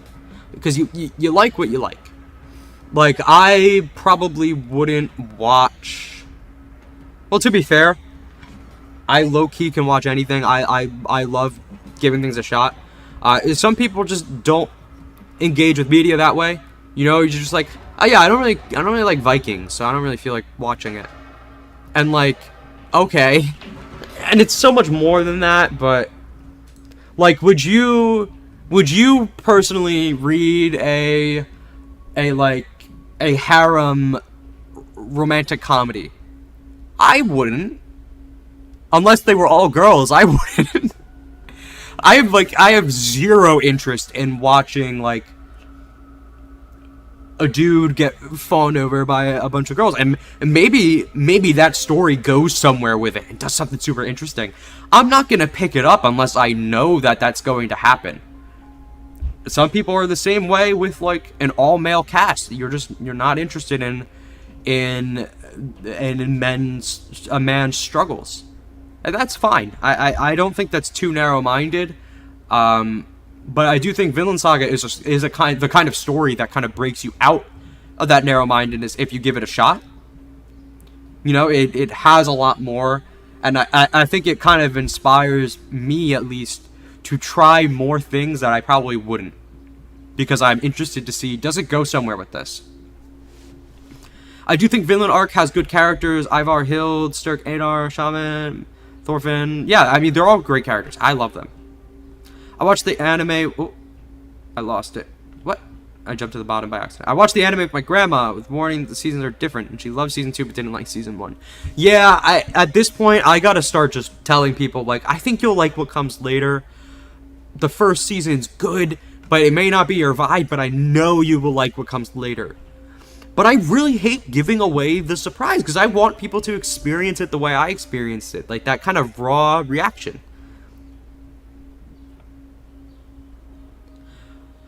Arnett also highlighted the unique suffering that women experience under slavery. Yes, no, she is great. I don't mean to make it sound like I'm like don't care for Arnett, because I think she's a fantastic character. I fell off season 1 until season 2 dropped. Yeah, dude, literally, Ryan, when I was watching season 1, okay, I think I've talked about this a couple times. I started season 1, and the anime is different from the manga because it starts with Thor's. The manga starts with Thorfinn. Anime starts with Thor's. I love starting with Thor's because I was like, look at this guy. This guy, he hates violence. He's a former warrior, but he wants to throw it all away. That's interesting. I want to follow this guy. I want to... And then he dies and his hot-headed son takes over, right? I spent the entire prologue being very into it. It was a good story, but I was just looking forward, because I felt like starting with Thor's almost promised me that Thorfinn would get there someday. So I was always watching with the expectation that season 2, the plot of season 2 would come to pass at some point. So that is why I loved the end of the prologue, not just because Askeladd dying was huge, but because it was all about what are you going to do next? And that is what I've been asking the entire time. So I love season 1, but only because I was so invested in how low is Thorfinn gonna go before he claws his way back up. Arne obsessed fan. I can tell. I'm glad Arne's got shooters out there, honestly. Of course it's woke, we just need to look at Cordelia. I think I want to make a video about wokeness in Vinland Saga. I wish it wasn't ending next chapter, because I wouldn't want to make that video after it ends. Because I feel like if it ended and I was like, let's talk about transness, it would kind of like be like, that's what you're focused on right now? I don't know, but I have a lot of thoughts on Cordelia, and depending on how her character ends, that's one I think I'd want to do in the future. Is just talk about how Vinland Saga plays with gender and stuff like that. Both the hits and the misses. You can wear my Misacho's goat. Yeah, truth. Have you watched Monster? I read it. I love Monster. Monster's so good, man. I loved Monster. It was awesome. I kind of want to watch the anime, too, because I know people love the anime, but I generally prefer reading manga, and that was such a good read, man. Oh, every time Tenma would like disappear for like a handful of chapters, and then like you follow some other character for a bit, and you get really into it, and then that like Tenma suddenly like gets intertwined into it. It's the best thing, man. And Monster does it over and over again, and it's always peak when Tenma shows up again. Oh, it's always peak. Kettle's wife was evil. Yeah, she's like a I feel like a lot of characters in the Vinland arc are kind of like her, where they're like Uggy, kind of one note. Like, obviously just there to be a negative voice and not really a character. A lot of the Vinland arc cast, besides Ivar and Sturk, are kind of like that. Gnglati's an interesting one, man. I feel like Gnglati didn't really do anything. I mean, he definitely was part of pushing Ivar to go out like he did, and then that was part of pushing Sturk to go out like he did. It was really a cascade. So maybe that was the point of Gnglati, to have one to throw away first. I don't know. But he didn't really do much. And, like, him being, like... I think he was deaf. It wasn't really fully talked about. Sometimes it seemed like he could hear a little bit. Maybe he's just extremely hard of hearing or something like that. But that never really meant much. I guess Yukimura just wanted to throw in a guy. It is interesting. Einar top 5 best row in anime manga. Dude, this chapter, I felt like I finally understood Einar, and I felt like that's literally the whole point of the chapter, is that I finally get it. Because I was never on the, like, because when Einar kind of turned against the ideology a bit, and he was kind of accepting the violence, a lot of people were making it like Thorfinn versus Einar, and Einar is like people are mad at Einar, and I was never mad at him, because I felt like, man, poor Einar, but he just doesn't get it. But then this ending, he gets it. He really does get it. He was just pushed that far, and it was so effective, man. Like, this might be my favorite page in the manga. This low-key might be my favorite page. It is just so good. Yeah, I think Einar has shot up to be like an S-tier character. He was like an A-tier character for me before. I have to do a new character tier list after it's all over. That's another thing I have to do. I have to revise mine. Einar is absolutely an S-tier character now. 100%. I do kind of wish Yukimura showed some more pro-war women in the village. Yeah, I do think that was, again, he wanted to address a societal kind of trend, and in doing so, he really homogenized this group. And there's pros and cons to it. It keeps the arc lean, which is good for the most part. Like, it's not unnecessarily bloated. and opening like ideas that it doesn't really intend to close. But obviously it was very cartoonish. Like, really, there's not a single woman who was like, I want to protect my child, so we have to fight. You know? It was the same thing with Arneid's backstory, too. Not all of the women of the village were like, we don't need this iron, or whatever it was, right? The reused art, I get it, it's so noticeable. That's the problem. I don't mind art reuse for, like, you know, throwaway panels, but, like, reusing art for, like, a key moment is kind of crazy. Like, this panel, I feel like, you know, like, imagine if the I have no enemies panel reused art. Do you, like, that would be so much less iconic. And there's so many moments in the Vinland arc, because the dialogue is so good, there's so many moments that could be iconic. And I feel like they kind of lose that ability to be iconic because the art is reused and it's against, like, a kind of blank background. It's a shame. I get that he kind of has to, but it does take away from it as when you notice. People who dislike art reuse wouldn't survive Kagobachi. I've barely noticed art reuse in Kagobachi. Maybe it's because I read the chapters once and that's it. So maybe I'm less, like, I'm less prone to realize that this is from, like, when Thorfinn decides to leave Vinland, when he says to Misekwe, I understand. Like, this panel's from that. Like, maybe it's because I just go over these chapters over and over again. I don't know. Not gonna lie, I would reuse art too. Yeah, I mean, he kind of has to. I totally get it. That being said, I think women are actually really well written. It's just Yukimura appreciates them so much. That's exactly what I was saying earlier. I don't know if you were here for that or not. But, like, I love the female characters, but he kind of won't let a female character be super flawed. They can be a little bit flawed, like Hild, but in, like, a way where you have to empathize with them. They can't be flawed in an Askeladd kind of way, where they do really bad things that are inexcusable regardless of their kind of more sympathetic motivations. Yeah. I'm not gonna read your name, man.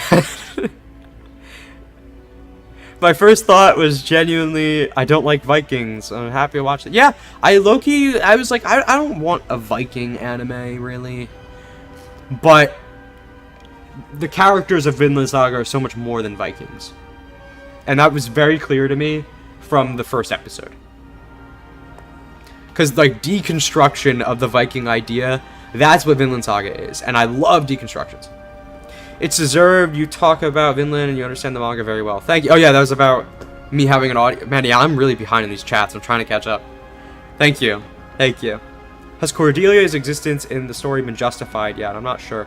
I think she served a kind of good purpose in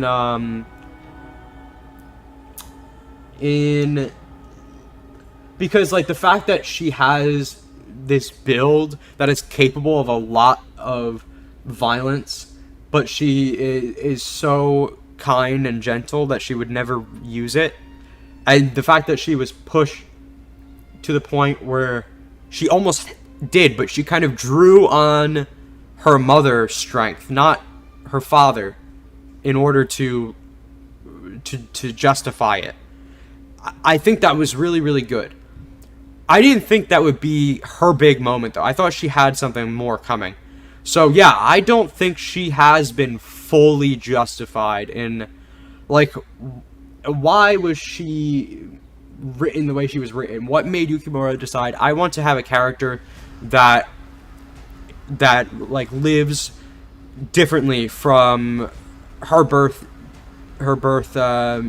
like, assigned gender at birth? It feels like, I mean, maybe it was just like, I want to weave in some more modern ideas into it and say, like, an ideal place is where somebody can live as the person they want to be outside of society's expectations. Obviously, that is very thematically relevant for the reason people have gone to Vinland. But again, yeah, I don't know why. I once the manga's over, if I ever get a chance to ask Yukimura another question, I probably would want to ask him, what was the inspiration for Cordelia? Why did you want to write a character that challenges gender norms? It's so annoying trying to explain what the story is truly about without spoiling season 1. Exactly. Exactly. Yes, please do a video about wokeness in Vinland. Yeah, I definitely have to. I definitely have to, because I think it's so interesting. Because I would probably also want to talk about other examples of gender fuckery in other manga too that I feel like kind of have parallels and stuff like that. It could be really fun. I think season 1 did amazing at showing what the story was about underneath all the crazy action. Yes, I do agree with that, and that's what kept me hooked on it, was that you got these little moments like Thorfinn just kind of hearing Canute talk about his relationship with his father, and then like looking down at the dagger and just thinking like, would Thors want me to do this? I get those subtle moments were littered throughout the whole prologue, and it's great. It's really, really great. But it is easy to miss. My biggest issue with Vinland arc is how one note most of the characters are. Yeah, I think this is the reason I actually truly think Gauki is like one of the best characters Yukimura has written in this arc, because he does such a good job at not letting the Onu as a collective feel very flat. But like, from the Gitpi tribe, we know 3 people. We do not know anyone else but Polmuk, Niska, and Chief Gitpi, and we barely knew Chief Gitpi. And then you have Misepikwe, who's kind of like, he's not part of the tribe, but he's obviously the next, like, he's probably the most important Onu character. And then, like, that's kind of it. Like, I feel like just like how the village settlers are all kind of very homogenized, the Gitpi tribe is very homogenized. But yeah, introducing Gauki and Muin was perfect. Like, if they only introduced Muin, I would probably really hate the fact that we introduced this whole other group of Onu to fight instead of being driven to conflict internally with the group we already know. But Gauki, just perfect. Perfect character. We love Anar in this house, so true. Should have added Freitas to the cast. Freitas.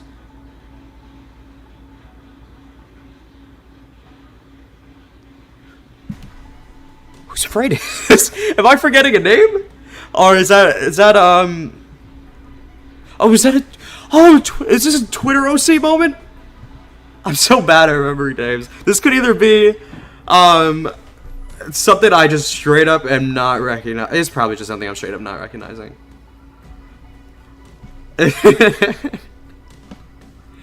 Lack of new women. Yeah, they like Niska. I get like there's no women in the warrior tribes. I think that's just kind of like, that's how the culture was. I think that's probably just kind of, can't really get around that, I think. But yeah, in the Gitpi tribe, like, we had women. So, okay, what did Freitas do in the OG Vinland Sagas? I know there was a character that, like, was pregnant. Was she the one who was pregnant and she came out and, like, literally was, like, in the middle of giving birth, and she, scared the male, like, warriors away? Because that was, I remember reading about that, and I was like, let's have Gudrun do that. It would be peak. So peak. Do you think the final chapter will be bigger than usual? Yeah, we talked about this at the start. I think it will be bigger than usual, but I don't think it'll be more than like 30 pages. I don't think we're getting like a big 40-page chapter like some people want. I'm not getting my expectations high on that. I do think it will be longer than average though. Okay, Soki, yeah. Yeah, I always thought that was so cool. And I really was starting to think maybe we're getting Gudrid being peak like that, and then she got shafted, and I'm sad. I want the final panel to be... Yep, that is exactly what we were talking about. Finding Einar's grave. That is like, I'm putting that on the bingo board as like, that's the final panel. I think that's... I almost don't want it to happen, because Yukimura keeps... I don't think, like, I think I had a really good grasp on where the story was going, and nothing has happened that has gone against what my, like, high-level predictions were for where the story was going directionally. But the process of getting there has consistently, like, broken my expectations in a really good way that is actually really thematically relevant. So I would kind of want the last page to not be what I think it's going to be, but I think it's going to be that. I think it's been set up too well, and I think it's fine if I'm not surprised. But I kind of want to be surprised one more time, because he has surprised me so much in this arc, and I'm kind of glad I'm not writing it, and I get to just experience his perspective of, well, you know, his train of thought instead of my own. Because if everything just went exactly beat for beat how I thought it would, I'd be pretty satisfied and proud of myself and pat myself on the back, but I wouldn't have had the big reactions that I got out of this emotionally. Okay, let's do the bingo board. I'm going to jump to the bingo board now before I get more distractions. Let's do it. Okay. Vinland Saga ending bingo. Oh, oops. I cut off something here. What did I do? Hold on. Do I have the eraser on? Let me get the eraser. Hello? Do I have it locked? No, I don't. Erasers. Boom. Why can't I change the size? Am I crazy?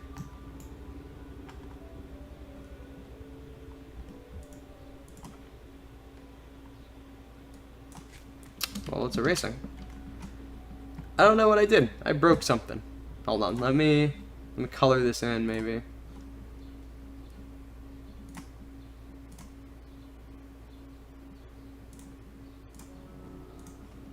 I think it should be on white. Why can't I change the size of my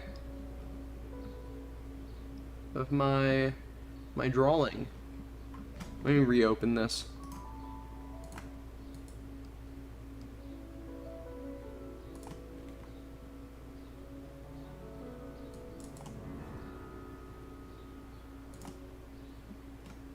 Okay.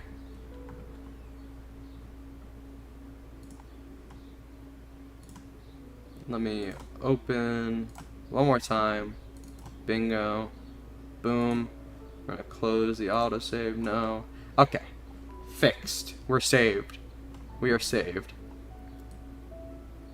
I do wish Gudrid had a moment like that, though. I kind of get why Gudrid didn't have, like, a violence moment, because, again... What is that? Hold on, let me close my door.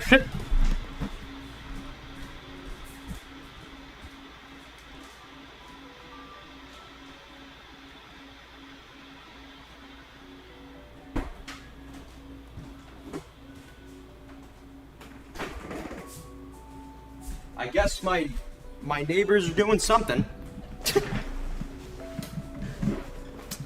Okay. Okay, here we go. Bingo. So, free space.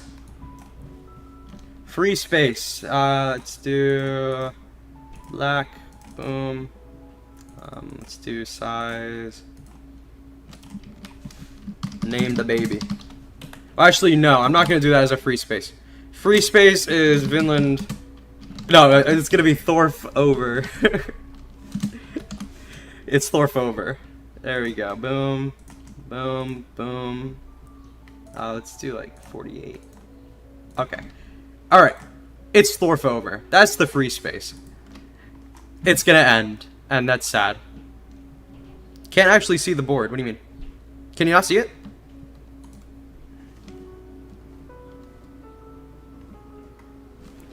Oh, what?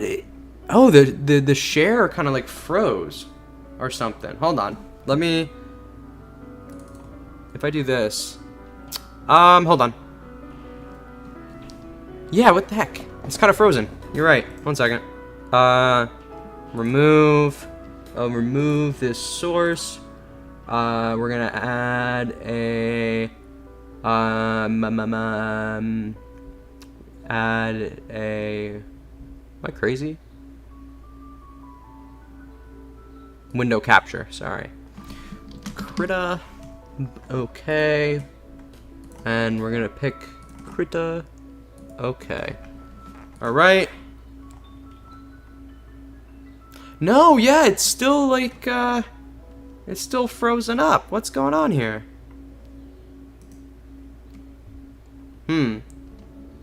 Okay. We'll have to do... What do we do? Hold on. Do I have another Krita window open or something? I don't think I do. Hold on. Let me go back to this while I figure this out.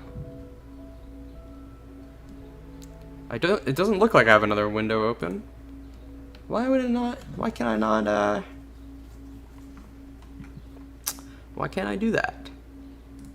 Alright, fine. Let's do this.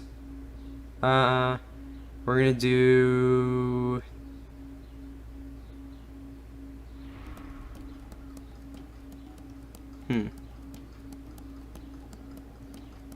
I can't window capture it. That's so strange.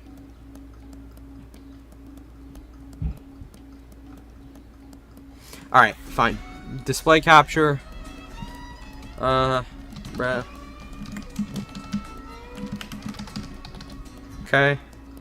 Boom. Okay.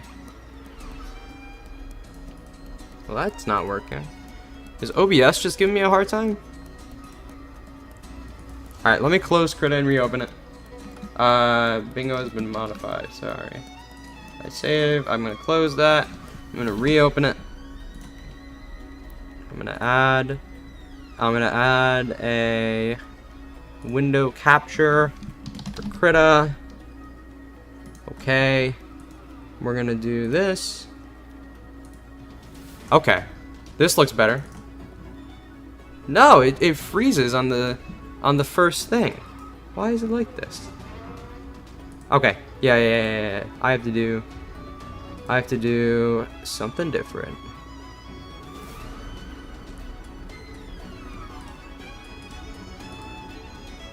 This is a bummer.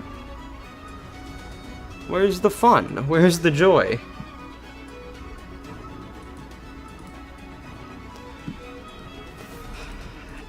And the display capture isn't even working.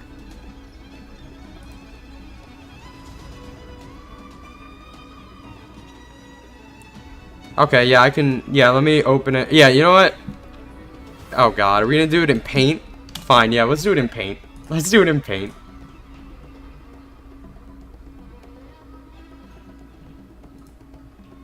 Can't believe we're doing it in Paint, man. Okay, open...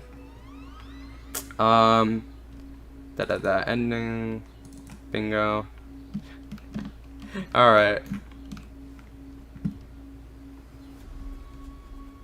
Alright. Let's try this. Maybe Krita just sucks. Maybe that's the problem. Dude, I love this OST, by the way. I was listening to this when I was reading Baltic, so I always think of Thorfinn versus Garm when I hear this song.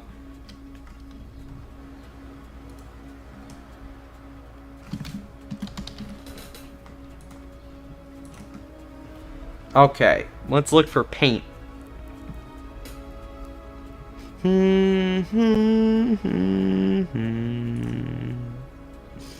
Okay. One more time.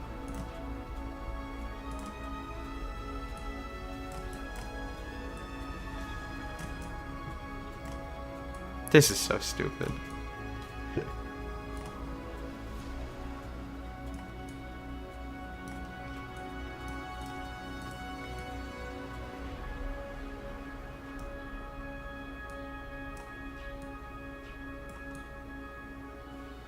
Oh, whatever, I'm full screening it. Oh, yeah, right, it's gonna be a little off, isn't it? Okay, perfect, there we go. Alright. It's Thorfover. I can't center it, that's annoying, man. That's so annoying. Alright, whatever. You know what? I can work with this. Let's actually... Can I write out here? Nope. Alright, fine.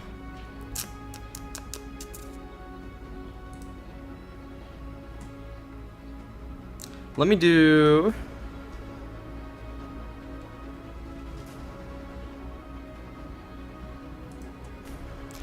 Okay, you know what? It's fine. This is the Vinland way, true. Alright.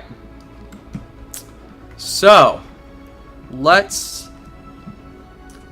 Free space is Thorfover. The manga's going to end. This is going to happen.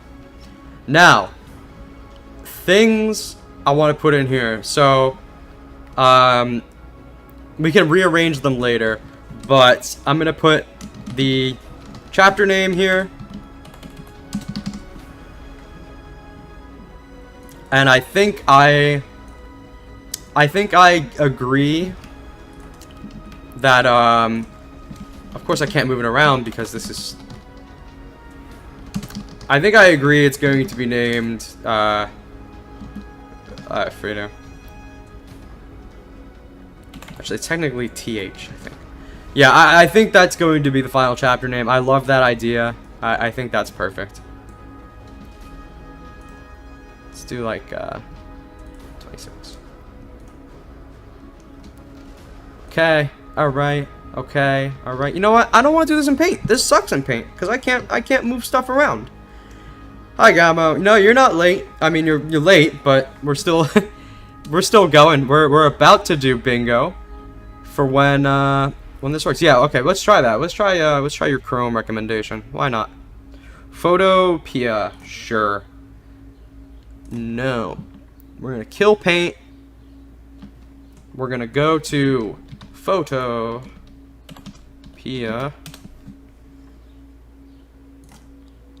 Photo editor, start using it. Alright. Alright. Okay, open from computer. Okay. Let's see it. Pictures. Bingo. Okay. Ad blocking detected. Don't mind me. Don't mind me. Perfect. Alright, we're doing this. This is fine. This is fine. This works. Okay. Alright. Okay. So. Oh, that's so small. Hold on. I gotta turn up the size. Let's go up to here. Okay. So, chapter name. Chapter is named Frieder. In the runes, ideally. I would want it to be literally the runic spelling of it. Okay, okay. And I can move it. Perfect. Alright. Another one. Let's do the baby's name. What are we banking on? I'm just gonna put baby is not named Snorri.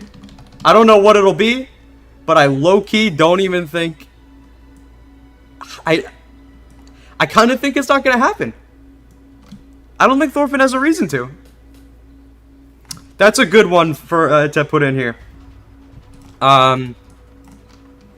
Thorfinn death scene. I think we will get that. I think it will be in the future. Like, I think it'll be like, I think we'll just see it. But, I don't think it'll be a long scene. But I do think we will see the death of Thorfinn. I think it only makes sense that we would kind of go to the to a logical end of his life.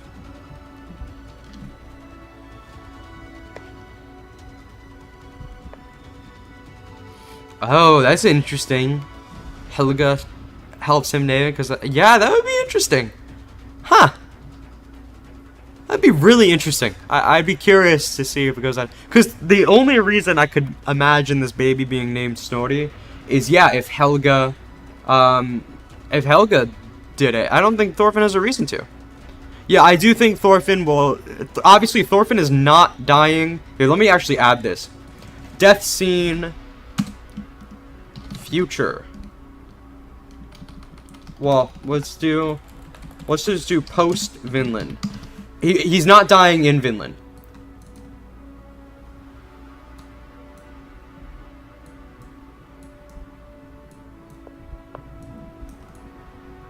%. I think there's no shot he dies in Vinland. It's done.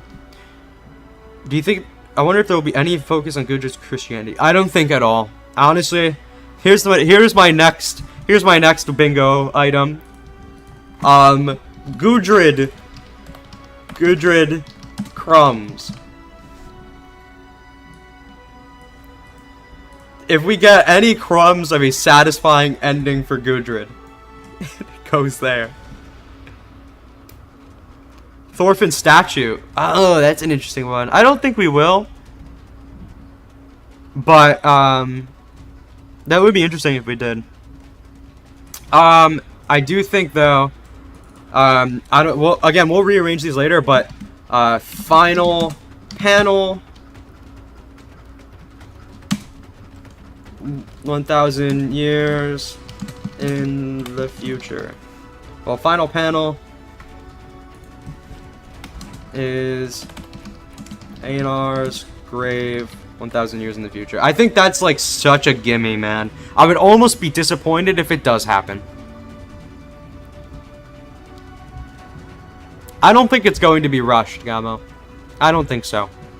I don't think Yukimura is the type of author to do a rushed ending. Now, if you read Planetes, his last manga, people do complain about the ending to that one being rushed. I personally didn't think so. I thought it was a perfect thematic conclusion. But he does kind of leave a lot of things open. But I think thematically, he has kind of reached the conclusion. So it's just a matter of how many loose ends does he want to close. Or tie up, whatever. More Askeladd or Thors. Ooh! Oh, that's interesting. Oh, one last Askeladd haunting. I think that's hilarious. I love that. Let's put that in. But definitely, yes, I want to put that in. Canute, Jesus. Canute, parallel, ending, plus Thorkel.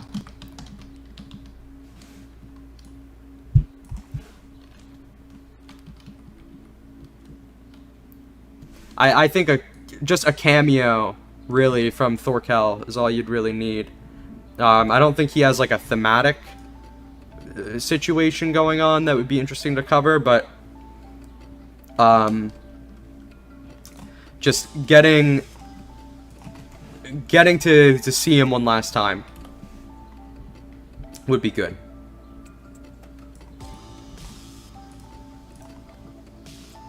Okay, alright. Oh, yeah, chapter length. Okay, yep, let's do it. Let's do 30 plus pages. If it's 30 plus pages, that would be crazy, man. I don't think it will be. But let's put it in. Why not? I want to put some in here that I'm not confident in, just to see if it hits or not.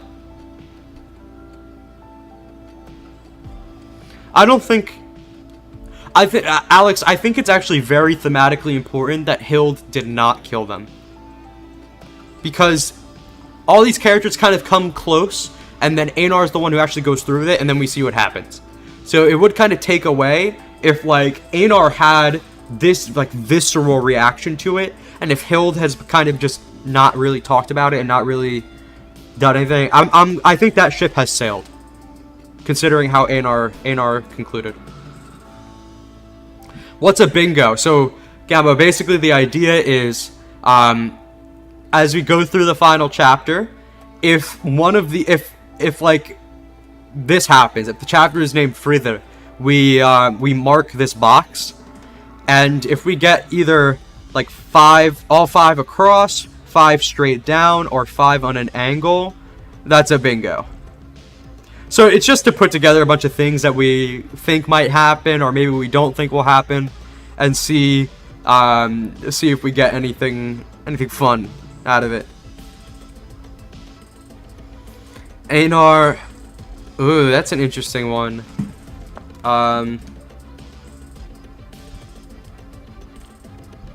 Okay, I'm gonna put in a crazy one. No more character dialogue. I actually think this is possible. I actually think it's really possible that this chapter could be entirely, like, high level. Like, here's what happens. And the rest is kind of narration.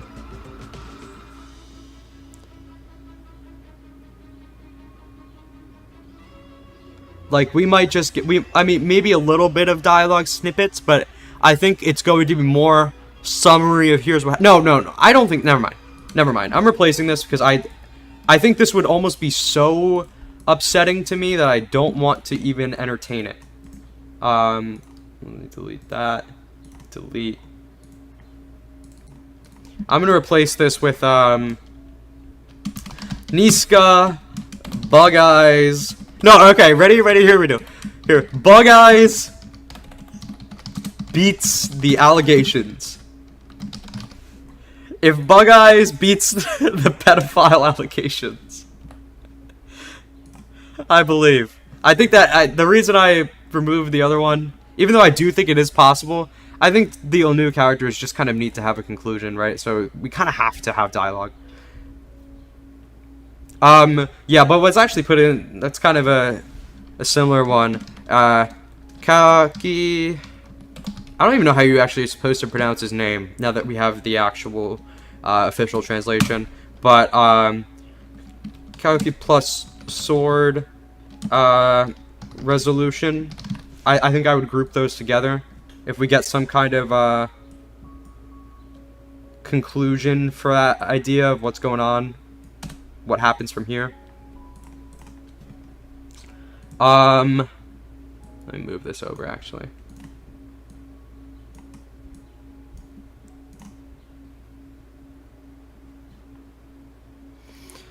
Where's my move tool? There we go. Okay.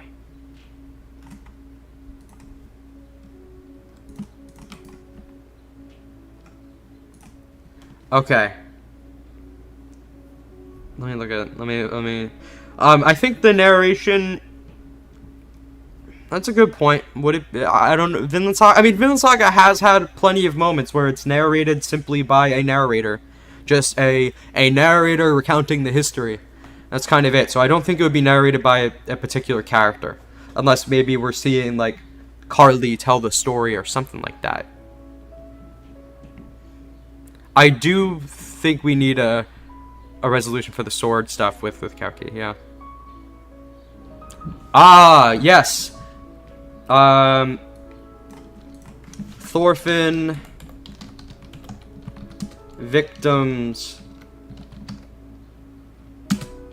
appear one more time. I think that's actually a good one, because we had them in chapter I don't remember. What was the chapter? It wasn't 210. 217, was it? No, that's too recent. Whatever the, yeah, they showed up one more time to tell him to lift the cenotaph, so, I do think that makes sense to see them.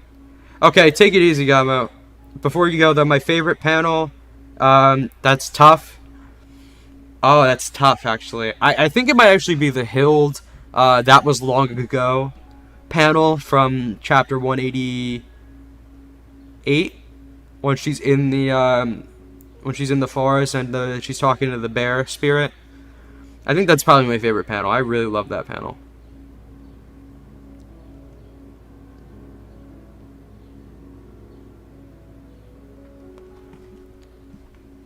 Let me move, actually. I want this to be more centered. Okay, whatever. Alright, what's next? What is next? What am I thinking? I think the Thorfinn victims idea is a good one. Let's just put in a, let's just put a generic crazy cameo. Just some character you never thought we'd see again shows up. I think that'd be great. And one more thing, Siggy spotted. Definitely gotta have Siggy spotted. Because I would be so happy to see Siggy.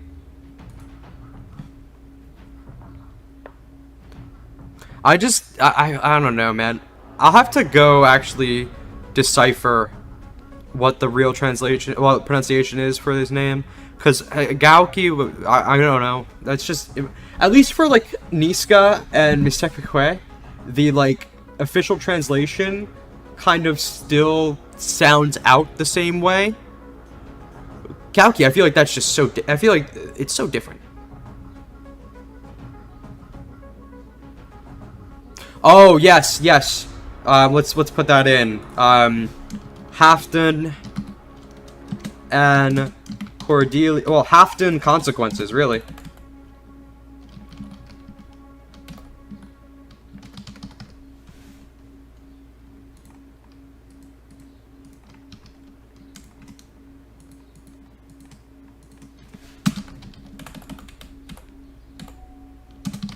Halfdan brings consequences. I think that has to happen. And this could include Cordelia. I think that has to happen, man. I think it would be a missed opportunity. Well, not. It would feel like we kind of cheated a little bit. If not, oh, here's another one. Leaf is dead. I think he's already gone.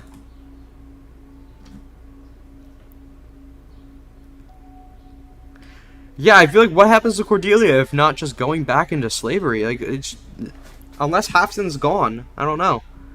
Unless Siggy made a miracle cure for for Iceland's problems.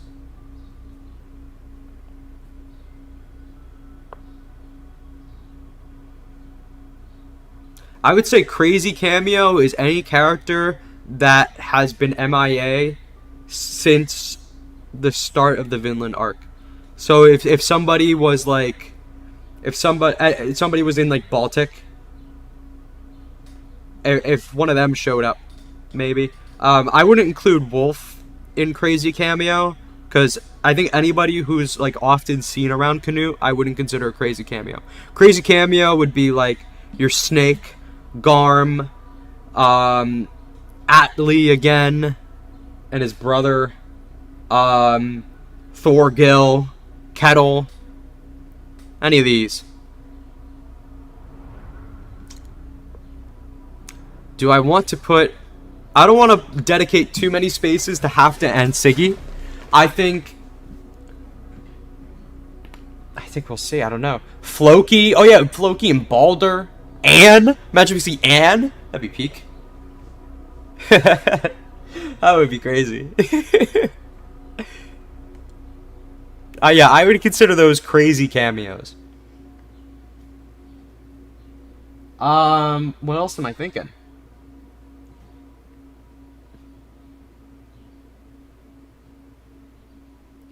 Are we gonna put grown-up Carly?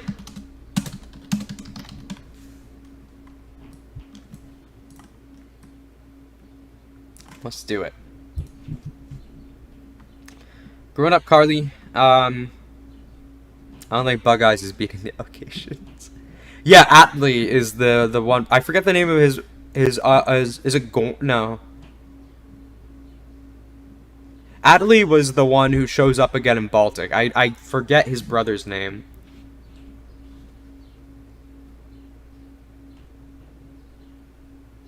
What? Yeah, there's literally no reason for Anne to show up again, and it won't happen. There you go. But I would love to see Garm or Snake. I think that'd be good. Yeah, I think time skip would kind of be included in Grown Up Carly. Well, there's two kinds of time skips, right? There's 1,000-year time skip, which I think I'm kind of covering here. You know what? Okay, let's actually separate these. 1,000-year time skip, and then a separate point. Final panel is Einar's grave. I think that makes sense. I'd like to keep them separate because that's putting too much in one basket. Oh my God, a new Thorfinn look? Yes, yes, I love that. New Thorfinn hair era. I love that. That's so good.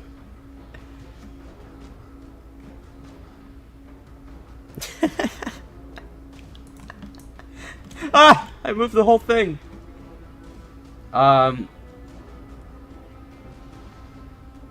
Where did this... What? Where did this, Oh, here it is, here it is. I have to change the order here so I don't lose them. New Thorfinn hair era is so good. Okay, alright. Let me move this a little bit. Dude, it happened again. I'm on this. I'm on you. I'm on you. I move you. Thank you. Okay. Thorgrim. Yeah, Yeah, that's right.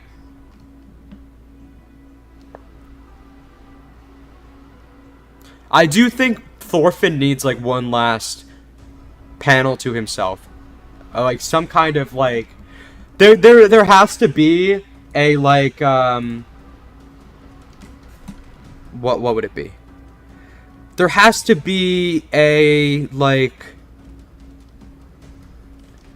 a big dialogue moment, right? Well, a big impact statement, you know? Like some... Did I underline it? How did I get underlining in there? How did I do that? Deleted. Let's try again. I totally, like... It's still... Okay, good. So, what did I say? What was I just saying, man? Yes, like, one... like a final... impactful line from Thorfinn. Like, some kind of big wrap-up line. I mean, that's almost too vague and almost guaranteed.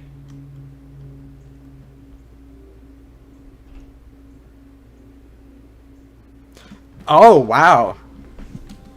Future descendants of the characters? That would be interesting.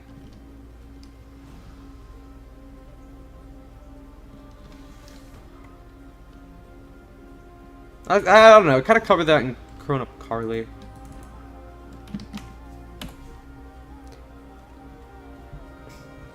I'm gonna put, like, no enemies tier moment.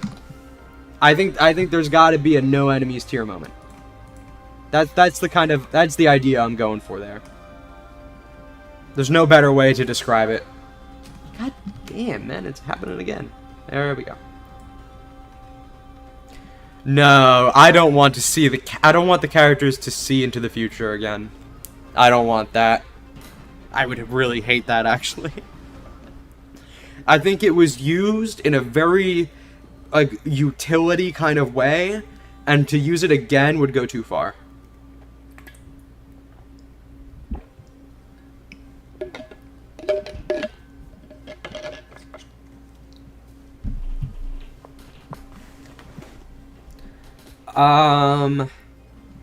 What's a Hild prediction? Oh, no, ready? Hild is gay!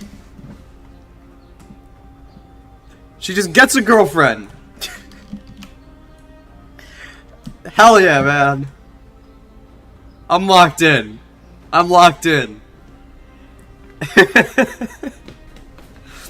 If Hild marries a man, dude, that'd be insane. That would be the biggest twist in the whole manga.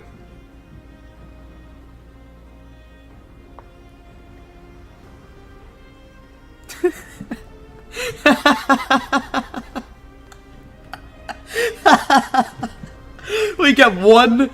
Honestly, that would the one last bit of closure. Well, Chapel, I gotta have some in here that probably aren't gonna hit, or else it's not fun. If I make a board that's just gonna hit all across the board, that would be lame. That would be super lame. IMO.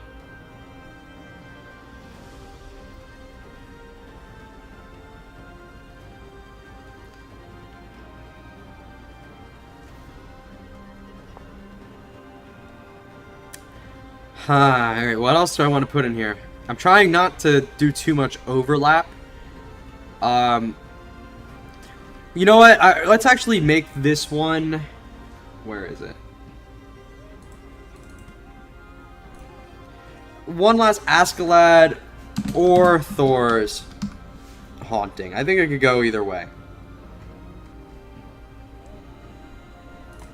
At least one of them.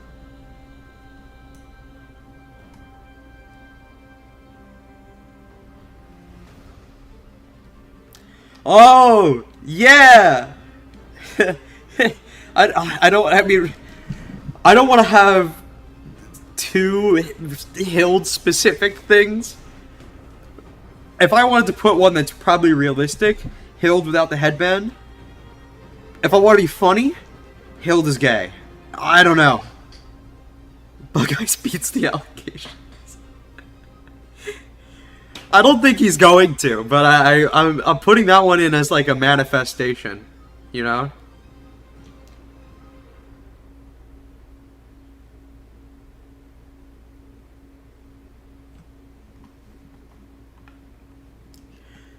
Alright, what a crazy one. Yukimura himself appears. 1,000 years later, he's right in the manga. It's peak. It's peak.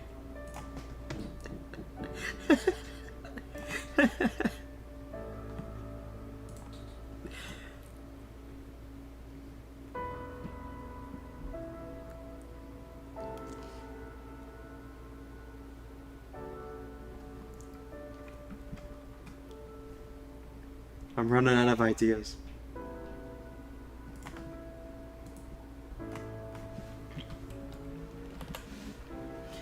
Alright, what's some more ideas, guys? Hit me with some good ones. Dude, I would hate that so much, I'm not even gonna put it in. Willibald is a crazy cameo. He goes in the crazy cameo. Oh, it would be so peak. It would be so peak.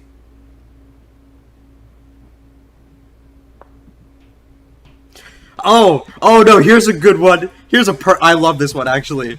The words Vinland Saga are spoken. That's a good one. Jabath, dude, what are you saying? That would be crazy, man. Shabbat. That would be... I would actually hate to see him again. I would be mad. I'd be angry.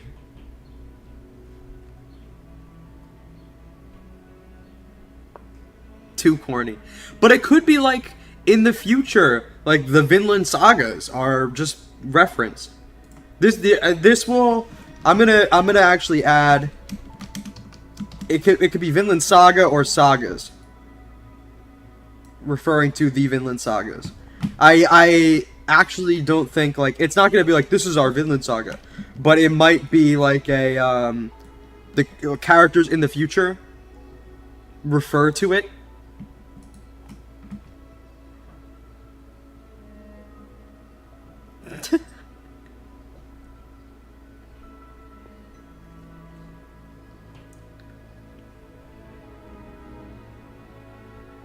I'm gonna change Gudrid Crumbs to Gudrid Conclusion. I think Gudrid Crumbs could mean anything, I'm gonna specifically make this Gudrid character conclusion, like a real conclusion for her character, not just scraps, not just her saying something that ties into her arc in the story. Comedy? Dude, that's a crazy, that is an insane one. I love that. Return of comedy. That would be absolutely mental if he does like some Baltic tier comedy again. Oh, that would actually be peak. For the future of the natives, I'm kind of bundling that into Gauki sword resolution. Let me actually change that to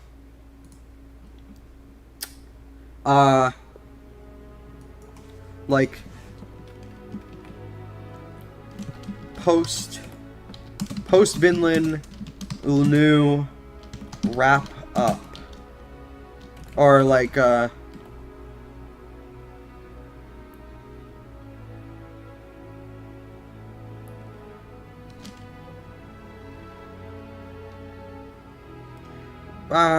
don't know how to put it. You know what? You know, what I had before probably just makes the most sense. Because any wrap-up for it would just be Gauki sword resolution with all the other characters kind of intertwined in that. Oh my god! That's perfect! Wow, that's a great last one. Thorfinn. Old Thorfinn tells the story.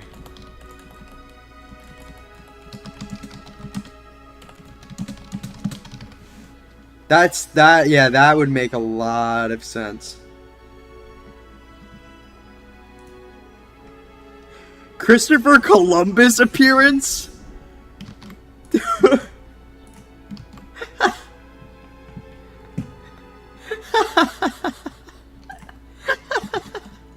No, why can't I undo? Alright, fuck. How do I redo? Alright, whatever. I'm just gonna rewrite it. I don't feel like trying to discover the hotkeys today. Yeah. Old Thorfinn telling the story.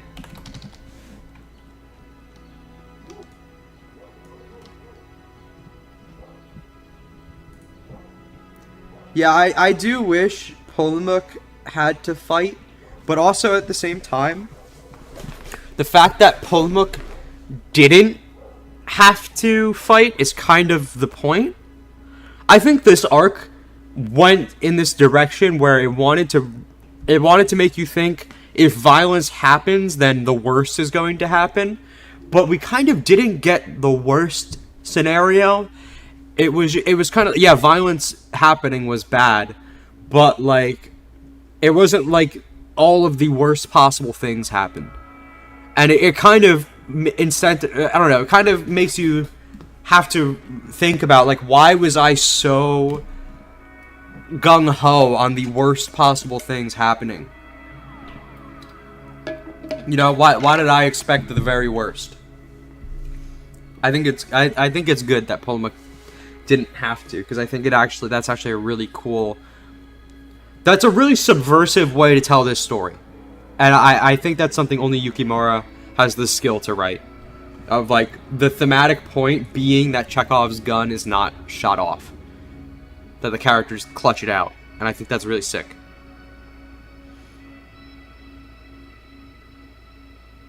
Polemuk becoming chief of the tribe. Okay, is there anything on here we don't like? Should I remove Yukimura himself appears? I don't think he has, like, I don't think he has the ego to do that. I don't think he has the ego. It's funny. It's so funny. I don't think he has the ego. I'm going to replace Halfdan brings consequences with something a little bit more high level. Post Vinland consequences.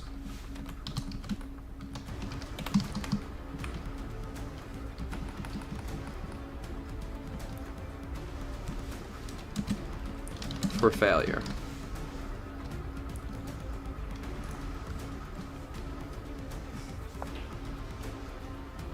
Like, something direct. Like, Thorfinn is tried for like, costing the expedition or something.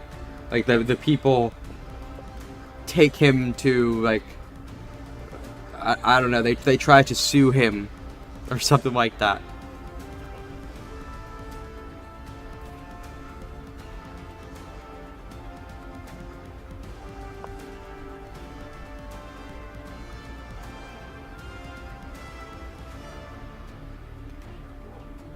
Are there any here that we want to...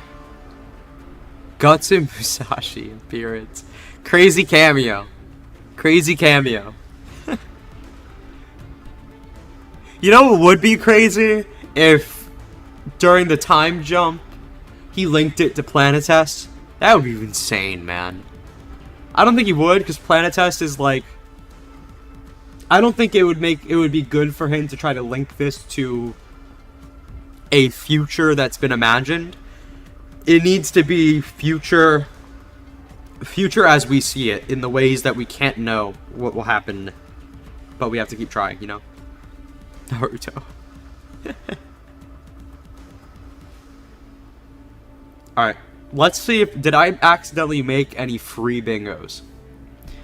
Free there, baby not named Snorri. Okay, if anything... I think the first row is actually a pretty good row. First row is a pretty good row, where it could go either way, but it's kind of possible. Askeladd, Thor's haunting, Canute ending parallel, 30 plus pages, bug out. This is actually, I think, the most likely. Besides the 30 plus pages, I think this row is one of the more likely ones. Thorfinn victims appear, crazy cameo, Siggy spotted, post. This, I think we actually have a pretty good divide here.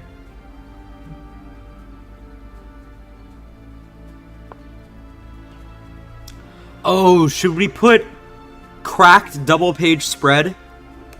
I think I'm gonna replace...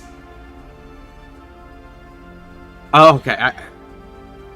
Okay, which one of these should I replace? Should I replace Return of Comedy or Yukimura himself appears? Which one goes? Because I want to replace one of these with cracked double page spread, because that's a great idea. Like the nuke.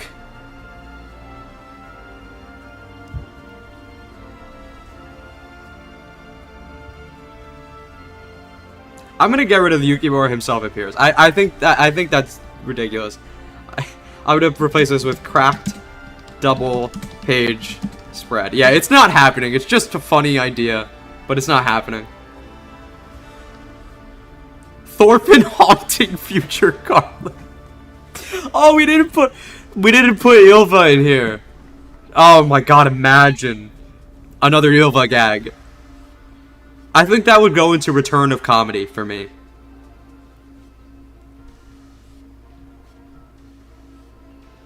Final page at nuke. I'm not putting that. Another nuke?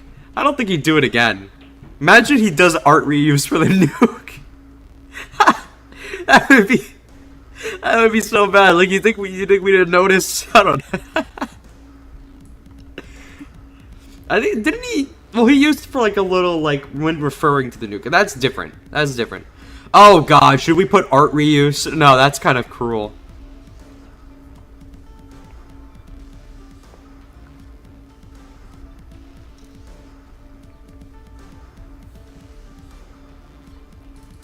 I'm gonna actually change the capitalization on this one to match Leaf is dead. Hild is gay. Leaf is dead.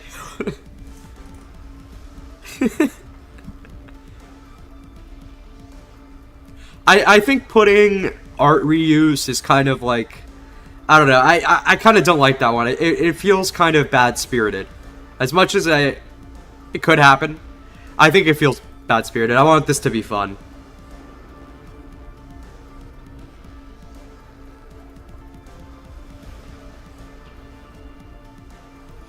Yeah, I do think it's possible we will see, like, some Modern Warfare a little bit.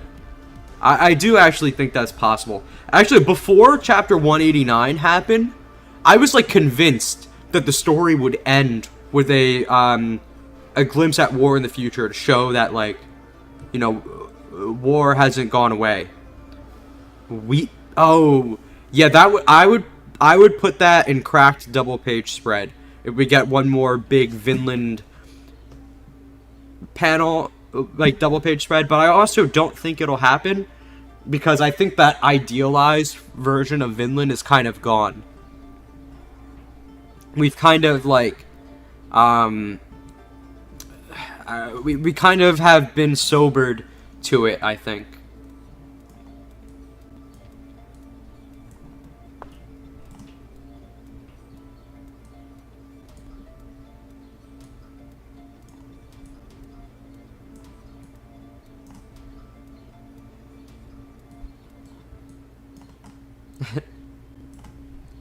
Spherical.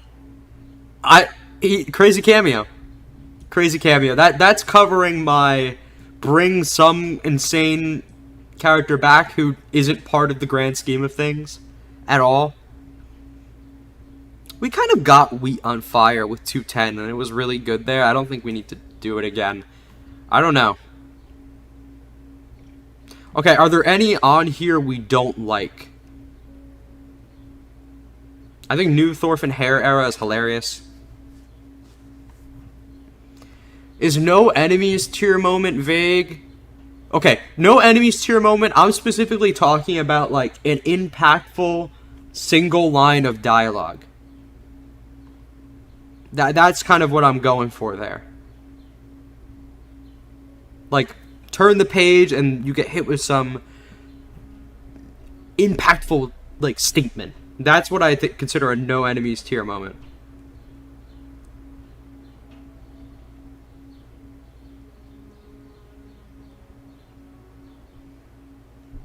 Stirk face reveal. I want it to happen, man. It'd be so funny. Bug Eyes beats the... I love Bug Eyes beats the allegation. I'm praying for him. Vinland Saga 2. Should we put Borfin shows up for Vinland Saga 2? For Vinland Saga Next Generation. Yeah, there you go. I do not think sequel bait will happen. No, okay, look, the words Vinland Saga being spoken is like, it's not like one of the characters we know saying like, we really went on a Vinland Saga. I'm thinking like, in the future, like somebody refers to the Vinland Sagas. Like the actual real, like historical account. That's what I'm thinking.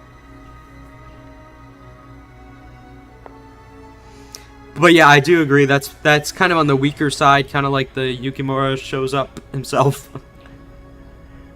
But I think it's okay to have some kind of funny ones in there. I think it's all right.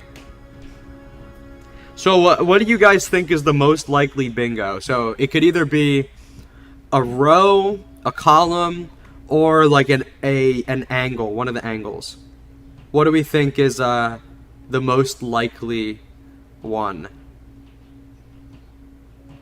I think this one, actually. Leaf Dead, Grown Up Carly, Final Panels, Einar's Grave, New Thorfinn Hair Era, and No Enemies Tier Moment. That's pretty good. That seems like a pretty solid, a pretty solid bingo. I don't think he's, I have a lot of faith in this ending. Let me say that now. I have a lot of faith. Yeah, okay. Second row is also really, really likely. The only thing about it I'm hesitant on is 30 plus pages. I think that kind of keeps this in balance. But I do think it's honestly pretty likely that any of these could happen. First row, the only thing I think... Honestly, what's holding back row 1? Gudrid character conclusion. I think he's going to leave Gudrid as like whatever. She's an afterthought. I'm very doomer on Gudrid right now.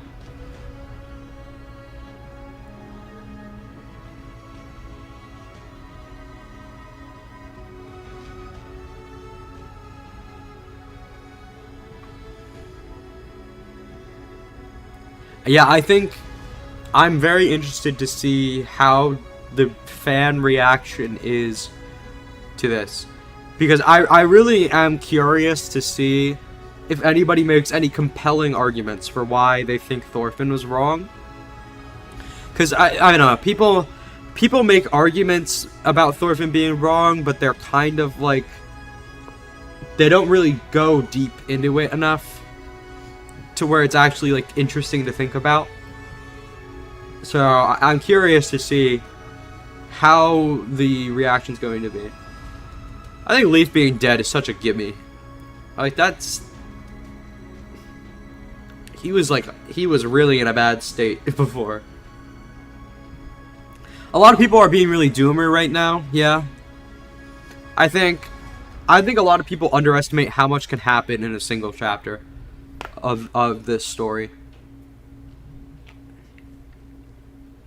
Yeah, there will be people unsatisfied, though, I'm sure. I'm probably going to be one of them if I get all invested in Gudrid. That's why I'm kind of expecting her to not get a satisfying conclusion, because I'm not getting my hopes up.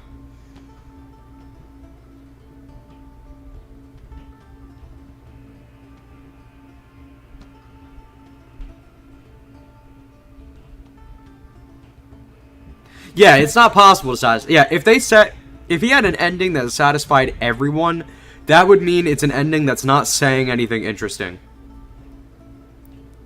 To say something interesting, it kind of comes with being divisive. What do you not like about the Naruto ending, Clutch Boys? Because I never watched / read Naruto. Is it just the fact that it got drawn out into Boruto? I've created a channel for Vinland Saga fans. Let's see, what do you got going on?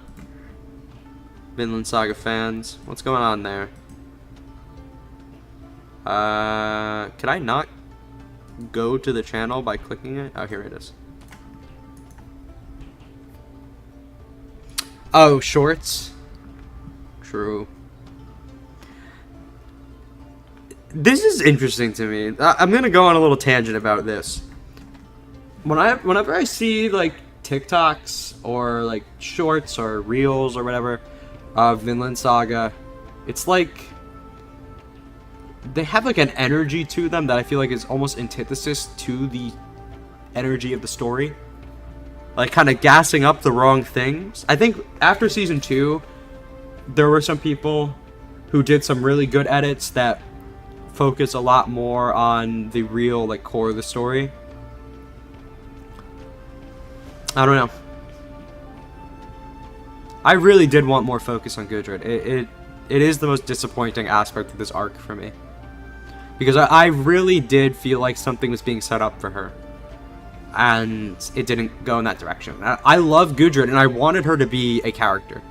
Because the idea that Gudrid would be content with just kind of, I don't know, folding into motherhood, it doesn't feel right to me.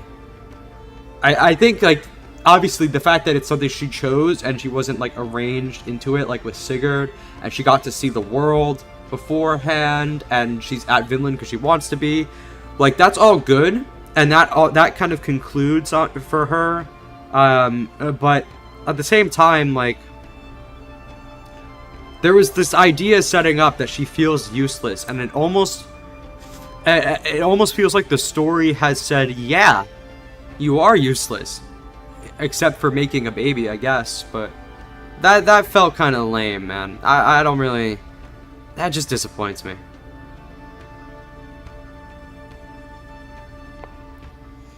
She was decent. Like, I liked her participation in the debate. That was fun. And I think she's a good emotional character to put in scenes.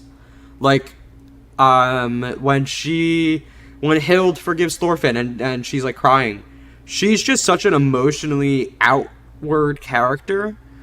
So it's good to put her in as a reactor to things.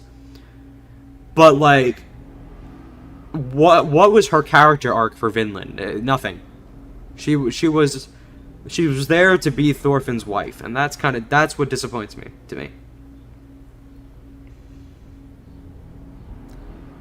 Yeah, people are gonna gas up Thorfinn fighting again when Baltic happens. It's kind of unfortunate. See, I actually think Canute got exactly as much as he needed. I think every time I really like how every time Canute is brought in, it's for some thematic parallel reason, and it's always really impactful. And I don't think there's like an interesting story to tell in parallel that could get, because like the Canute's story to be told in parallel would have to be like a lot of political intrigue, and that requires a lot of time investment to really pull off. So I'd rather Canute come in for these thematic cameos to keep him relevant, since I don't think the story has the bandwidth to really give the Vinland arc the focus it needs, and also give Canute a parallel arc at the same time. What if the whole next chapter is Canute? That would be insane. That would be absolutely mental if we just don't see these characters ever again.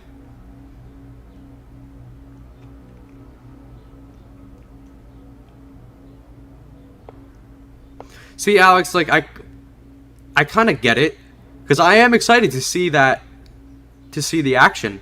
I think it's okay to think like the action of Vinland Saga is cool. I think that's fine. Obviously my priorities for the story are in a much different place, more in the dialogue and the writing, but like I can't say I'm not looking forward to Thorfinn versus Garm. You know, I'm really looking forward to that. Live Gudrun reaction. Exactly. Peak. But yeah, her arc... Her arc just feels so divorced from her introduction arc. Like, Einar got this arc that was that took a spin off of his introduction and kind of made me realize, oh wow, this is what Einar was for.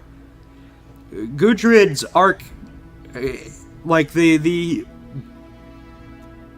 her place in Fettered Turn doesn't really matter anymore. Whereas Einar's place in the farm arc is crucial to understanding his arc here. I think a lot of the bandwidth for writing just really went into Einar, and a lot of other characters kind of suffered for it, but Einar peaked because of it. So there's kind of a give and take. I'm not going to be doomer that it's going to be rushed. I really don't think so. I do not think Yukimura is the type of author to end this manga in a way where he didn't get to cover everything that was important. I think some people will feel like some things could have been talked about but didn't. That's probably going to happen, and I might feel that way too about some things. But I don't think that makes it rushed. I think that just means, like, the story has different priorities sometimes.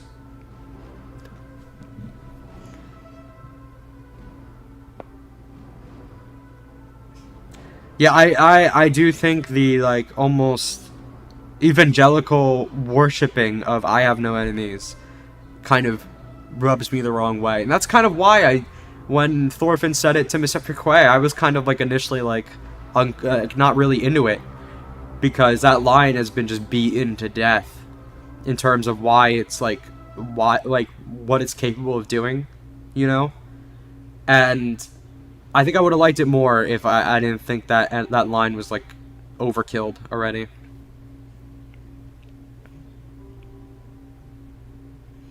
Baltic was there.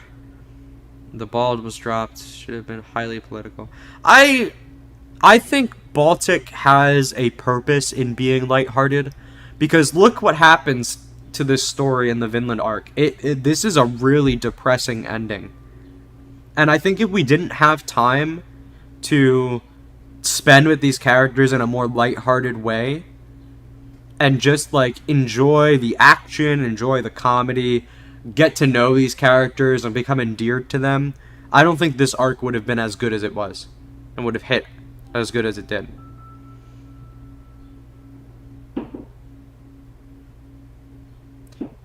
Yeah, that's why, Treble, I don't like when people are like, people are always like, So, like, if Thorfinn had his daggers, would he have beaten Snake, do you think? I don't know. I don't care.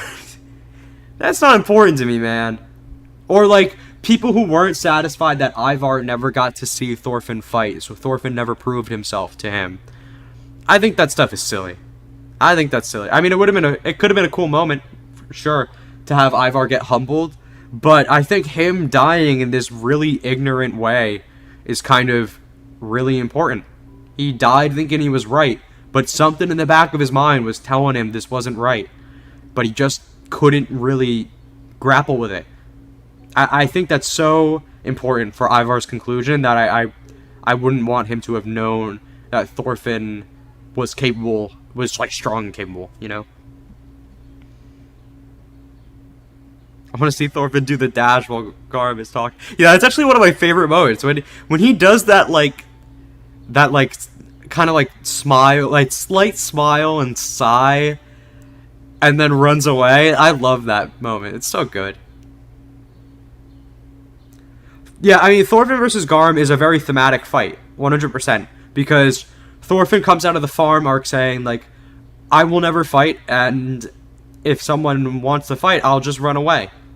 I'll just keep running. And Garm is immediately brought in as, like, okay, here's a character you literally cannot run from. You just can't run from him, unless you want to give up your life, or give up the lives of people you care about. So what now? I think that's great. I think that's exactly what the story needs to do after Farmland. To be like, to address the question of, okay, what if you can't run away? That's Garm. Garm can't be reasoned with, you can't run from him. You have to speak his language, and his language is violence. Epic moments of Carly's mom. Oh, shit. I didn't put Carly's mama in here anywhere.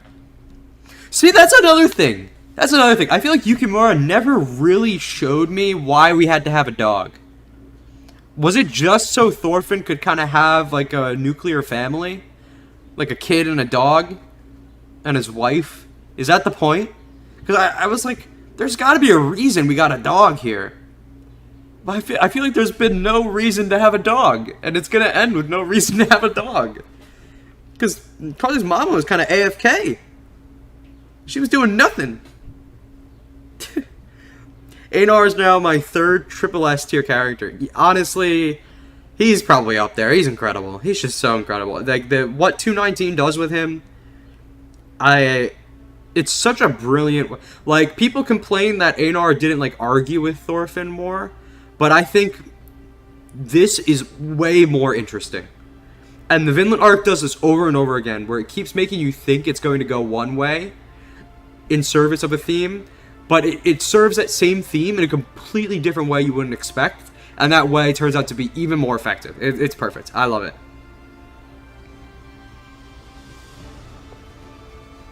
Goes back to Yukimura writing women. Yep, exactly.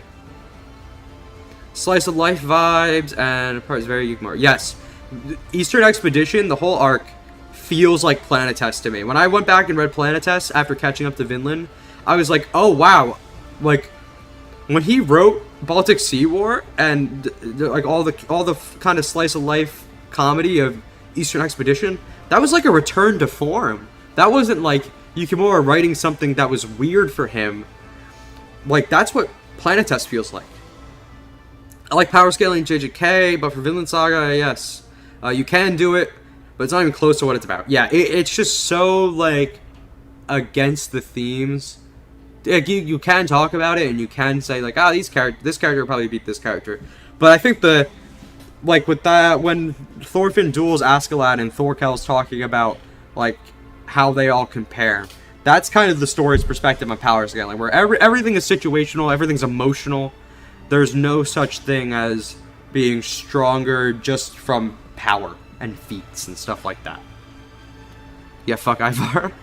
Ivar needed less pages and screen time. You know, I low-key wish we got more of his background. I actually really wanted to know, like, what was he hoping to get out of Vinland? How did he end up in this situation where Halfdan owns his farms, his farmland, and he needs to, like, you know, recover from that?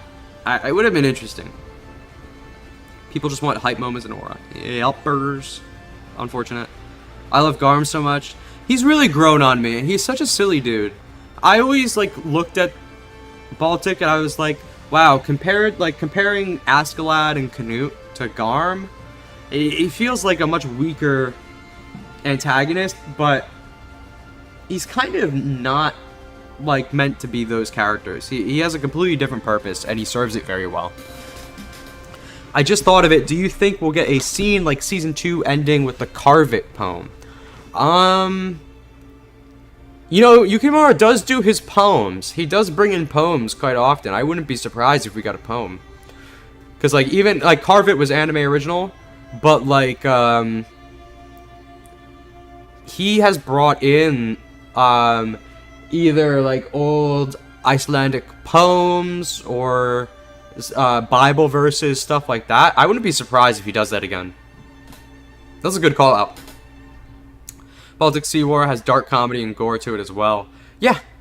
I think Baltic does exactly what it needs to do. And if you change anything, I think the story would probably be lesser for it. Honestly, if you tried to make it more serious, I think that would take away some points of it. The dog was cute. Yeah, maybe the point was just to be cute. True. At least Carly's mom was in last chapter, at least. She's chilling. No, Carly being smart is being used incredibly well. Actually, that's like the only point of Carly, and it's being used very well. Last chapter, Carly, like, the fact that Carly was this insightful on and truly thinking about what happened and why. That's playing off of Carly being smart really, really well.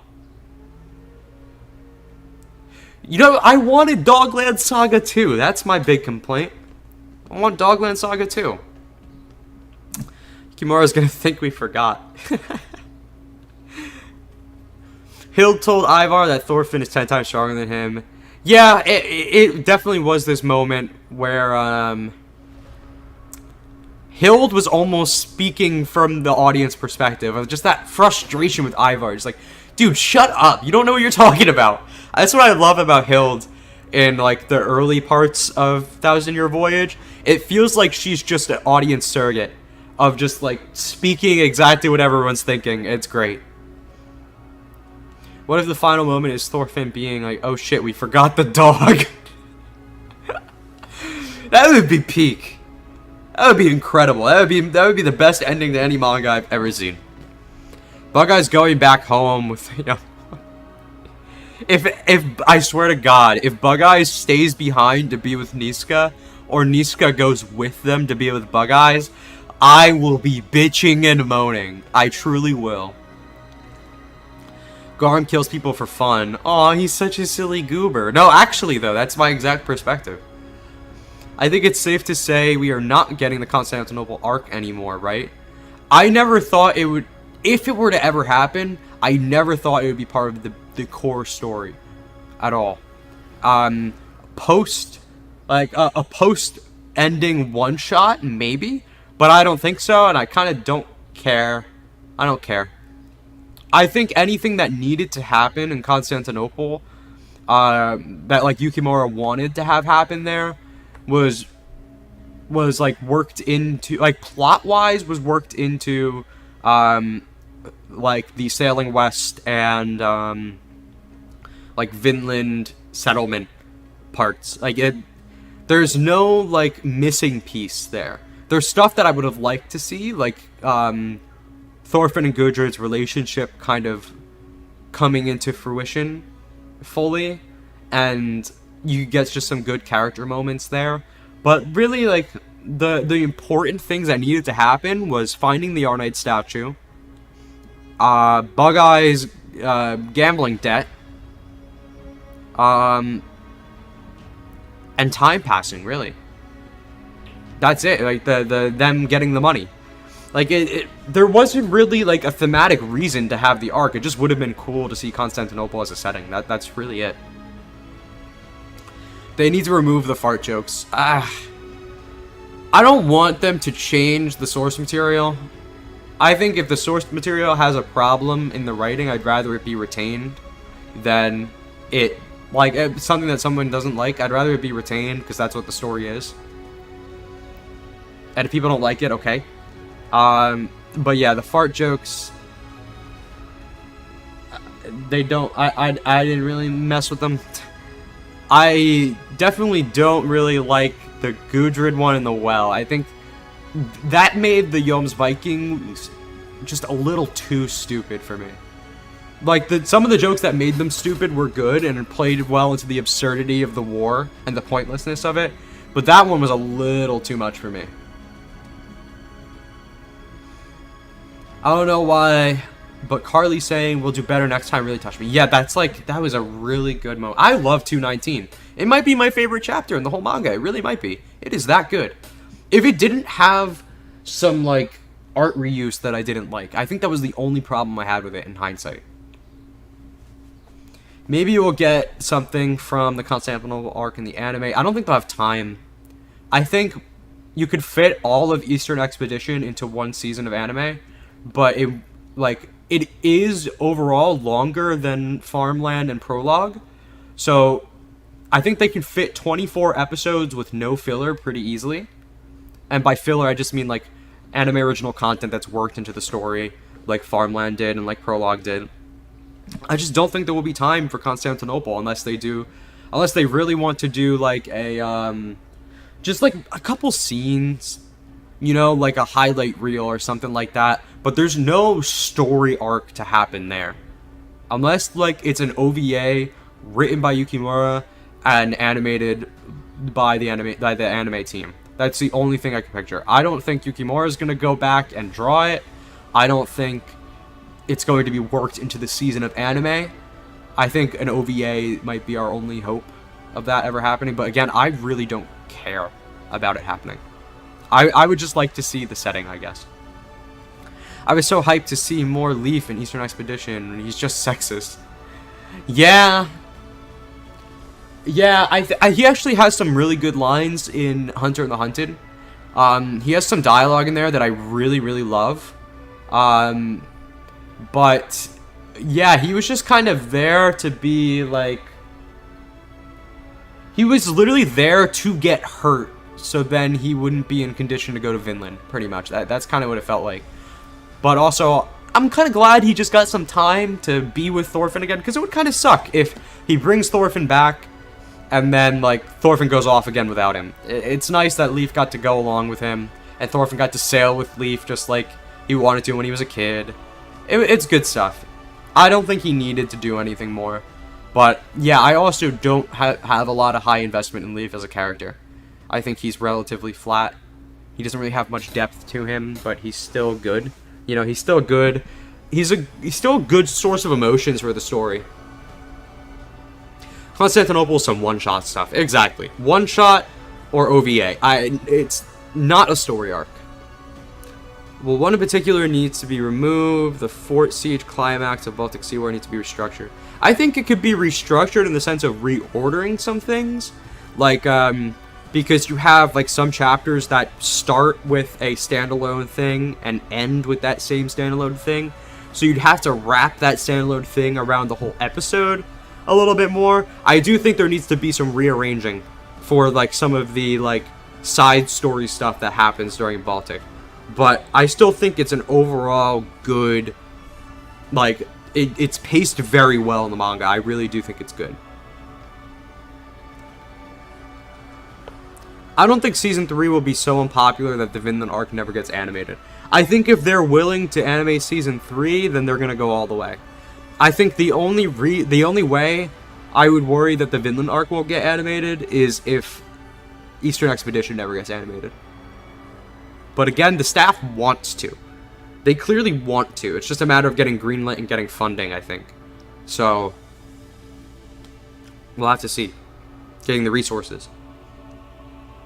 I would genuinely love if Yukimura did a couple of Vinland Saga one-shots just to give us more moments with these characters. I just love these characters so much, man. I would really love to just see them talk. Ugh. That's why I'm bummed out again that we only have one chapter left, because then there's just a set amount of life these characters can live now. And that makes me sad. Yes, that fan trailer was incredibly well done. I followed him on Twitter when he did the first, like, teaser of that project, and I was just watching it continue. Oh, man. So good. So good. I don't think they're going to make enough money to do one-shots. I mean, like, the thing is, they don't sell merch. They don't sell merch, and merch is what makes manga money. I mean, I get it. Like, Vinland Saga is not a very merchandisable story, I think. It doesn't really have the elements that sell merch. Because the elements that sell merch is either, this is really cool, like a toy, like an action figure, like a model, like a mech model or something like that, or sex appeal. Pretty girls. You know, the pretty anime girls. Vinland Saga is just not like that. I just don't think it has... I mean, I would buy a Thorfinn statue, a Gudrun statue, a Hild statue, like, as soon as it happens. But, like, they made, like, a prologue Thorfinn action figure, and that's so lame, man.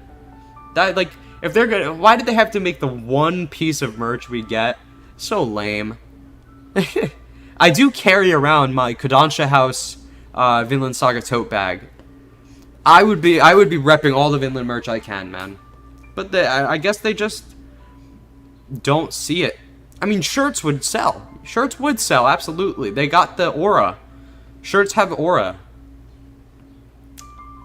But, like, they won't make, like, statues. I guess, I mean, the Vinland character art designs, too, are also very, like... They're very detailed, but also very plain. If that makes sense. Like, they're just kind of normal people in normal clothes. But, like, also, as people, they're very detailed, like, in the face and, like, in their, like, their stature. But they're not interesting to look at. So they're not very merchandisable. Obviously, for super fans who love these characters, it's different, but there's some merch. Those can't be official. They're not official, right? There's no way there's an official Gudrun and Hild keychain. I think when Season 2 happened, there was, like, the standees and some keychains that came with Season 2 characters. But there's never been manga merch.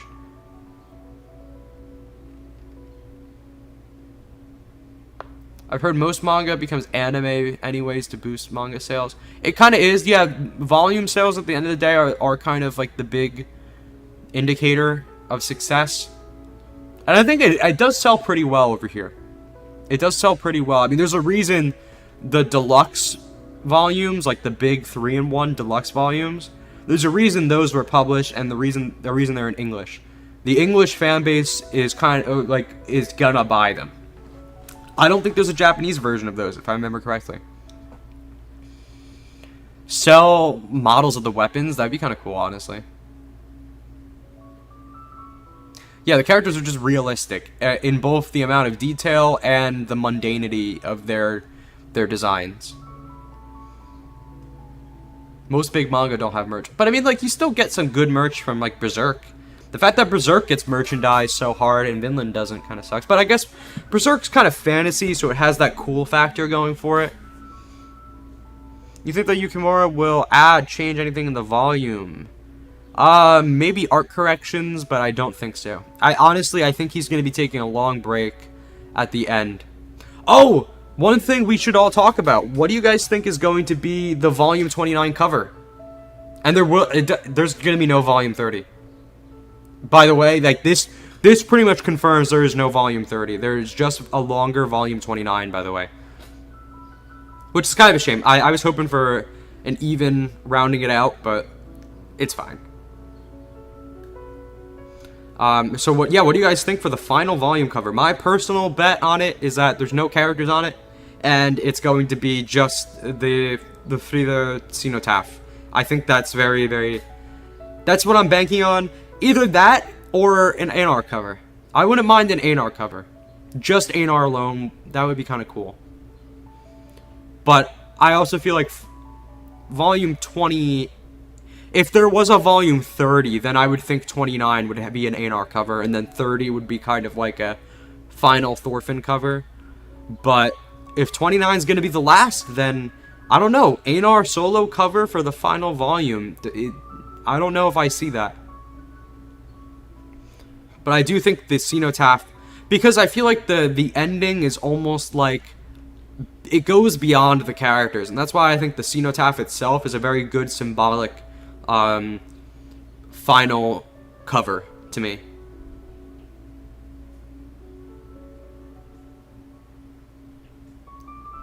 Does Vagabond have any merch? I think it has. I think I've seen some shirts, but yeah, that's also one where there's statues. I'm pretty sure I've seen a couple statues. Like Vinland Saga has, I think, there's the Figma of Thorfinn, that's basically an action figure kind of thing, and that's lame.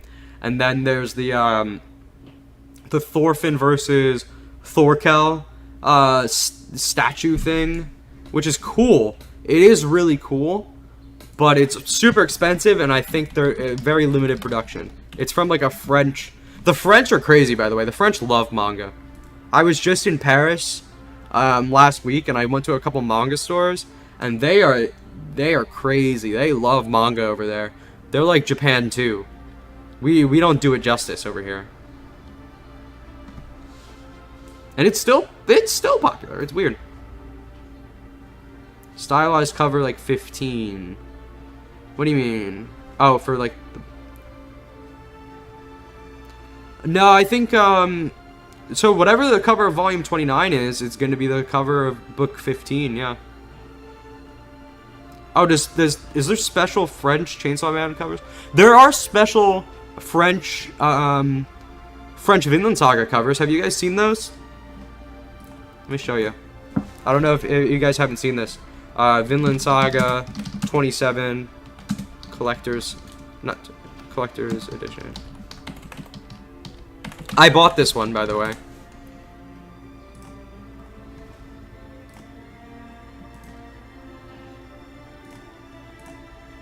Here, this. This is the French collector's edition of volume 27. It's so cool. I'm glad these three got a cool cover with some color in it. That's awesome. Oh yeah, the Arnade statue would be a really good cover as well. I think that would be good.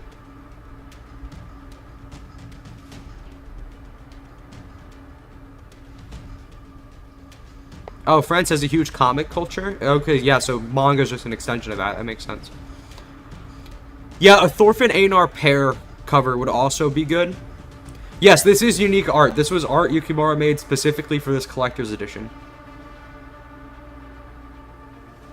Yeah, he really never took off the helmet. I never picture him being like that light of a blonde for some reason. Also never pictured Gunglati being like a redhead. Wonder if he's like Irish. I can't believe we never actually found out if these three are actually brothers.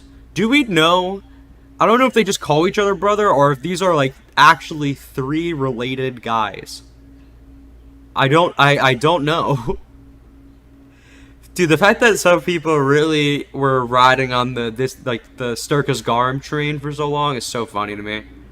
Because it literally would like make no sense and low-key ruin the arc. It really would. But it's funny.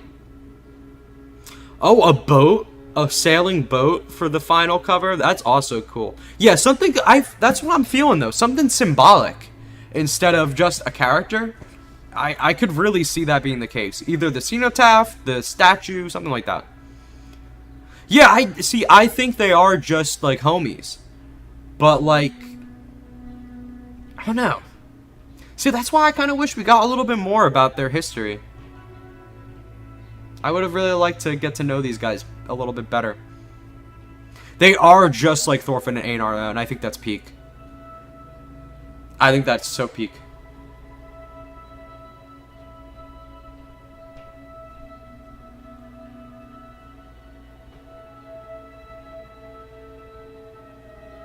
Yeah, it's hard to say. Like, yeah, I think they don't look like they're related. Especially Gunglati. Gunglati is clearly, like, that's a different guy.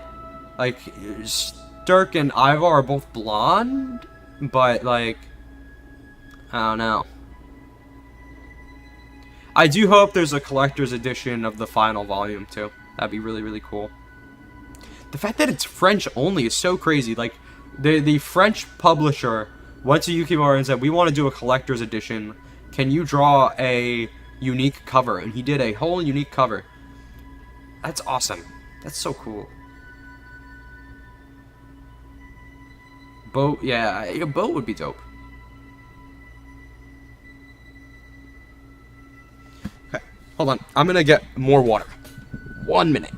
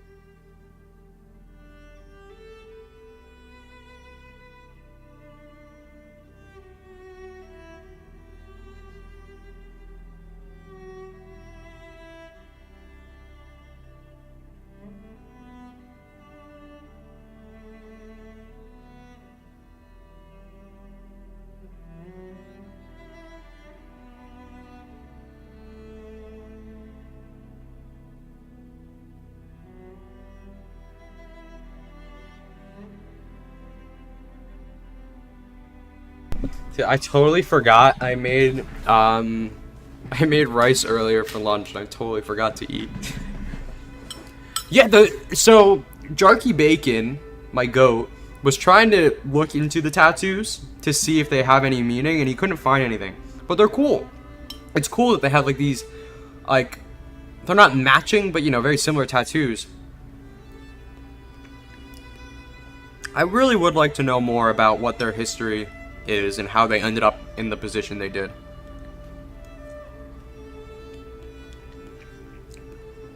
That is just kind of one of those things though, like something we might feel is kind of important to talk about. It's just not the priority of the story, and that is what it is, you know? And it is kind of cool to leave it open-ended and you can imagine what their lives were to lead up to this. It's rice with nothing on it because I didn't have time to make anything else. That is why.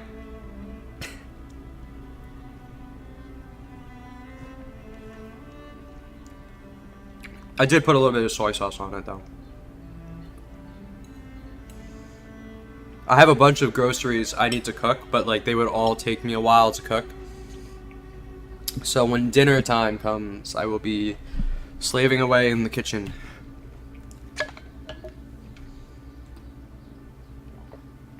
Yeah, true. Yeah, imagine like Thorfinn on a boat, like kind of facing away. That would also make sense. That would make a lot of sense, actually.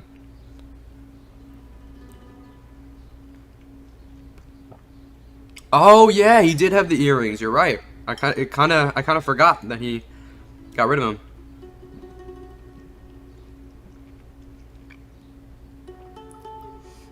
Yeah, I mean, it is kind of like a war paint kind of vibe, you know? It definitely gives you the vibe, like, these are guys who aren't really on the same page as us. Like, Thorfinn's whole thing is that he wants to look non-threatening, and these guys want to look threatening. Is this the only exclusive cover? There are some covers that are kind of exclusive. They're not like there's a lot of covers that were always Japan only, There's also a collector's edition of Volume 1. Let me pull that up. I actually saw this in Paris in a bookstore. I considered buying it if I had space in my bag. But it was just like the original Japanese cover. I can't find it. Well, actually, I could just go on my Twitter and find it. Hold on.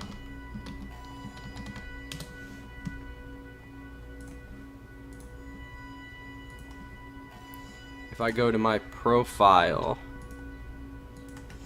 and because I posted it in my, well, I was on my trip. Hold on. Posted a picture of the bookshelf. Here it is. Okay, so you have a bunch of Japan, like pretty much covers that got lost in the translation because they were just because of the doubles versus singles split. So like for example, this Thor's cover, this Askeladd cover, we never got these. Volume 1 is this. Oh, book 1 is this. Book 2 is the Canute Ragnar one, and so on. But you have this special, it's anniversary edition. This was actually the original Japanese Volume 1 cover, if I remember correctly. And it's also that color page. And then, I think this was a newer print, if I remember correctly. Or I may be thinking, either way, this was in, I think this is in the English volume as like a color page. It is cool. I really love the watercolor style. He did this a lot for Planetes as well, when he did color pages there. Oh, that's a really good one to put in the thing, a color page.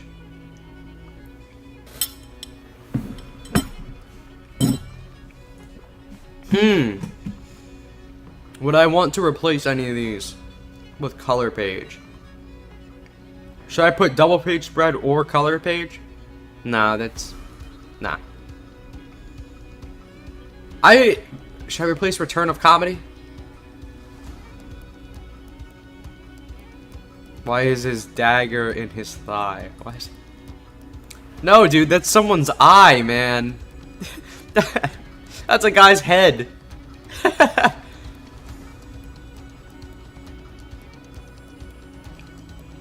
I think a cover page is very likely. I'm honestly, I'm not even gonna put that on there because that's not really part of the chapter.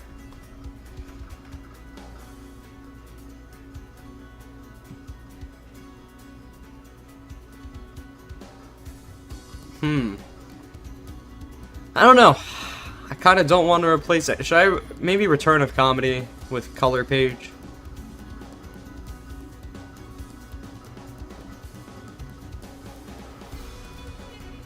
I want him to do it. I don't know if he will though. You know what? I don't even like this one. We're gonna do color page. He hasn't done a real color page since Baltic Sea War, so I'd really like him to do one for the conclusion. You really want me to leave Return of Comedy? Oh my god. It wouldn't make sense for there to be comedy in this. It would kind of mess with the tone, I can't lie.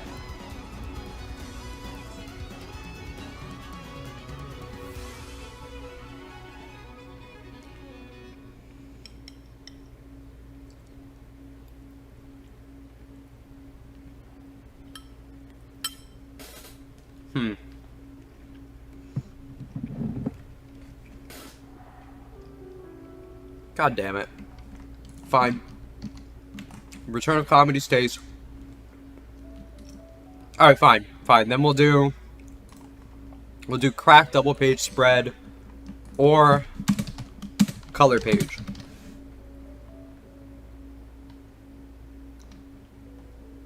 Yeah, I mean, true. If we go literally 1,000 years in the future and there's a little gag in there, whatever, man. Um, those color pages were not official. Those were fan colors of the Fenrir one, the Gudrid giving birth one, and also um, Thorfinn and Hild on the horses in the forest. Those were fan colorings.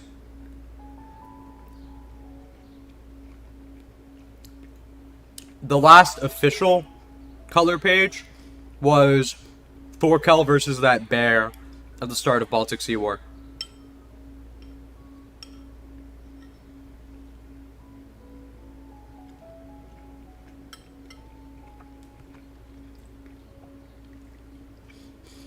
Was that the Spanish team that did those colorings?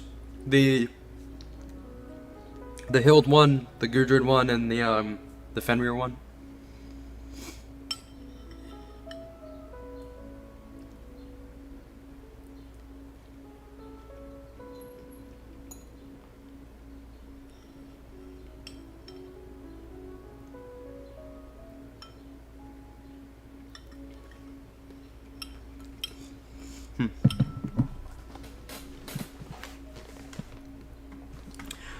Do we have any misgivings about this bingo board, or is this our official bingo board?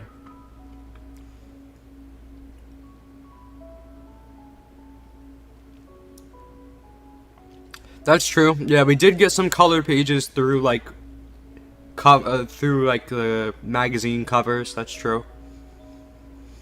I guess that kind of counts a little bit. Oh, they color a page almost every chapter.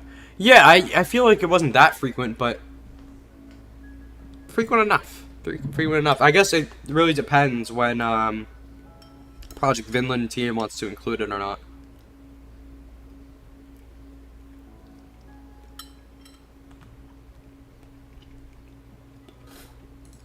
I have to ask Rill why they removed the little blurb over here. I mean, having this page without any text on it is really cool, but I'm very curious why they went back and removed it. I should ask him.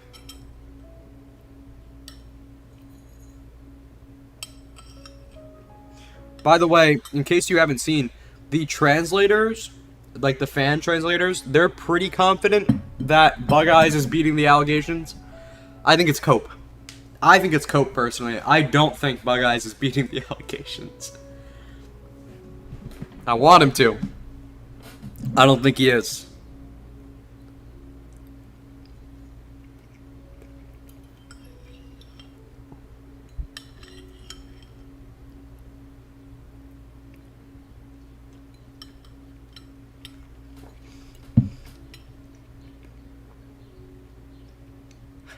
Bug Eyes about to ruin the second row. Yeah, Rill is great. He is such a active contributor. I mean, I love all the translators. Everyone on the translation team is such, or like, they're just such fans, and it's great. It is awesome.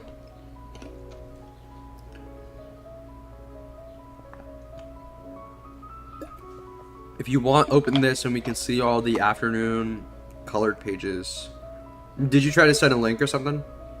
Because I can't see it.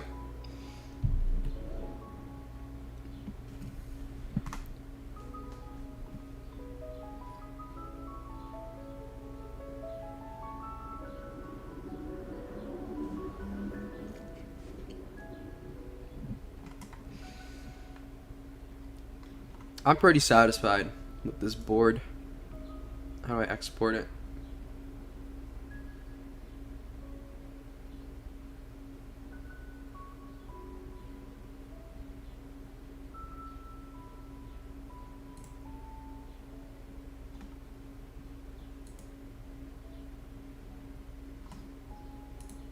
Oh no! I didn't mean to do that. Uh-oh. Okay, good. No, never mind. I thought it overwrote the template. I'm gonna put the template on Twitter, by the way, if anybody wants to make their own. I'm gonna post mine, and also the template.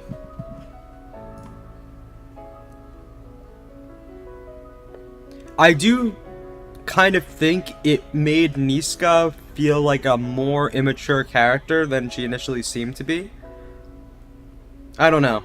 Like, she's a young girl, and she's clearly being written like a young girl. I just don't know if he was really intending to set up a romance within the Vinland arc between a Norseman and a Unu character.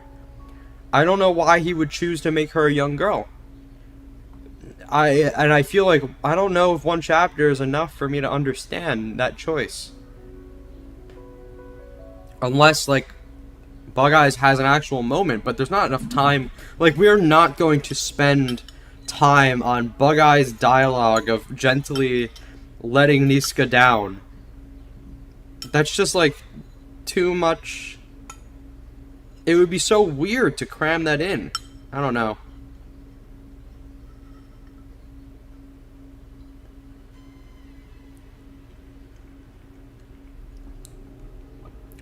Yeah, like, she is, like, I think she's like 16 right now, because she was like 15 when she was introduced, if I remember correctly.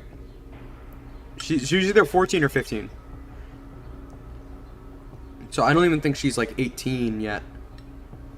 Take it easy, wow. Thanks for chatting. You said some you contributed some good ideas.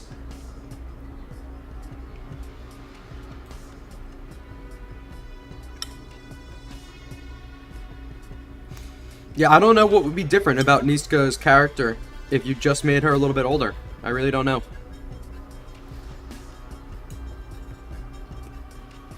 That's why I kind of thought it was like setting up for... Because, look, I mean, I've said it a couple times. I think it's really good for Bug Eyes' character to give him a sincere relationship that isn't based off of some kind of short-sighted greed or lust or anything like that.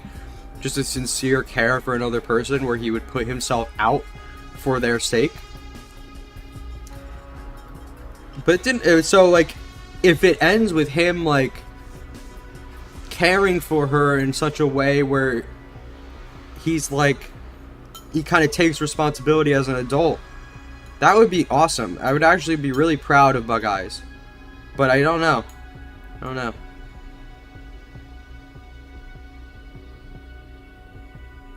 Yeah, it is a lame trope. I mean, it would have been... Maybe it would have been better if... I don't know.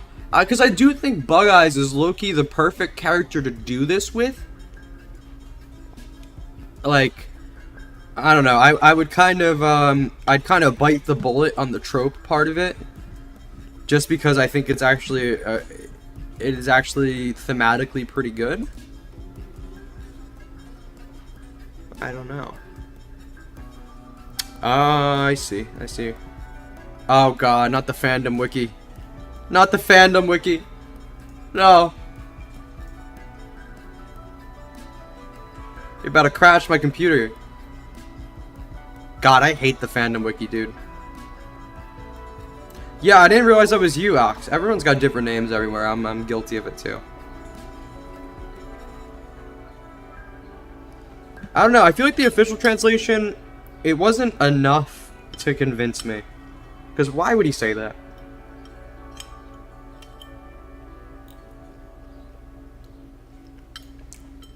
It's just like, why even open that can of worms? I don't know what the purpose is. Unless there's supposed to be a conclusion to it, really. And that's why I think there has to be something. I don't know. This is so cool. I've never seen this before. This is so cool. This is a classic. I have a blanket with this on it.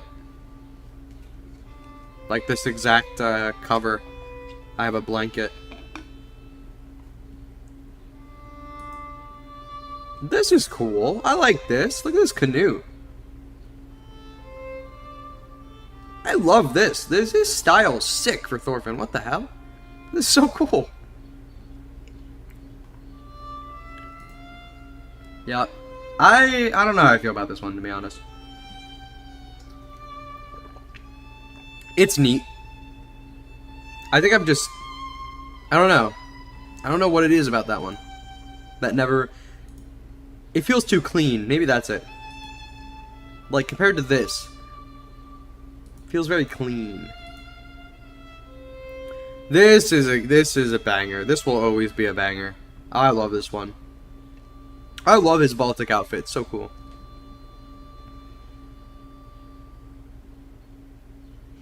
Yeah, I barely see magazine covers either. I kind of wish I had a subscription to one of these, just to have the magazines. I know Jarky Bacon when he was in Japan, he went and got a monthly afternoon issue. It was pretty cool. Whoa, I don't think I've seen this one before. Man, Yukimura's just so good at drawing movement. He's so good at drawing movement. Yep, anime. The anime, yep, I've seen this. When the anime was revealed. It's crazy to think that 2019, like, before then there just was no anime for Vinland Saga. That's kind of odd to me to think about. Because as long as I've known this manga exists, I've known the anime. I love this one. This one's quite good. I imagine for the volume releases, I mean, I wish he'd include the standalone art, for sure. But he probably couldn't just... They probably just couldn't include the whole cover. I imagine putting these other series in there for... I don't know. It's all Kodansha, so I don't know. Yeah, so this one's interesting. This is where he instead of making a new one, he uses the volume cover. That is interesting. This one's good. God, this one's so good. What was this, 210? Was this 210? No, this was sooner, wasn't it? Yeah, it definitely wasn't 210. This was earlier on than that.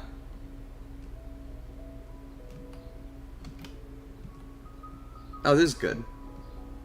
Right. I was never crazy about this cover. I think it's alright. Probably my favorite volume of the whole story, to be honest, but I'm not, like, obsessed with this cover. This was from 2023. Oh, yeah, it makes sense. Yeah, Season 2 announcement down there. And the Floki. Alright, that's the last of it. That's funny. I do hope we get another one. I definitely hope.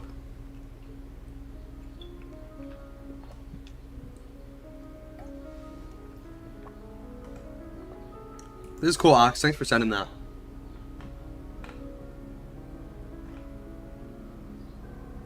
I love the Volume 28 cover. This is such a cool cover.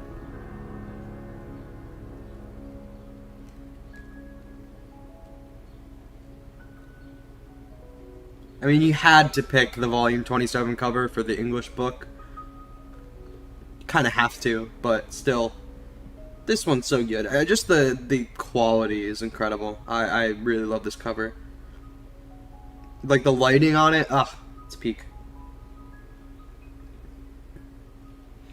God, I am so eager to know what the final volume cover is going to be.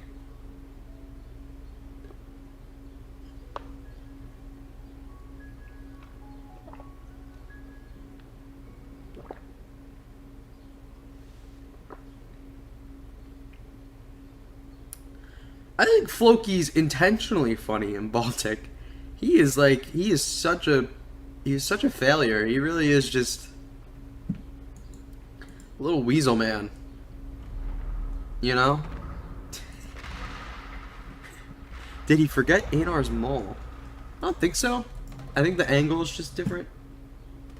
Wait a minute. Wait a minute. Wait a minute. Hold on a minute.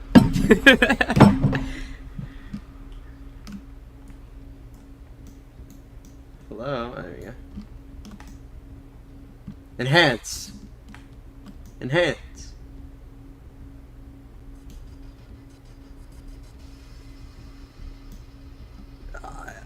Jury's out. What's going on up here, you know?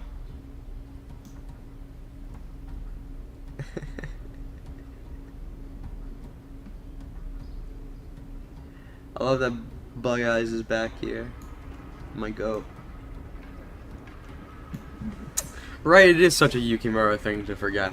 Honestly, that would make me crash out. I respect that he is able to simply just make mistakes and it's alright. I wonder how he feels about it. Because I would crash out.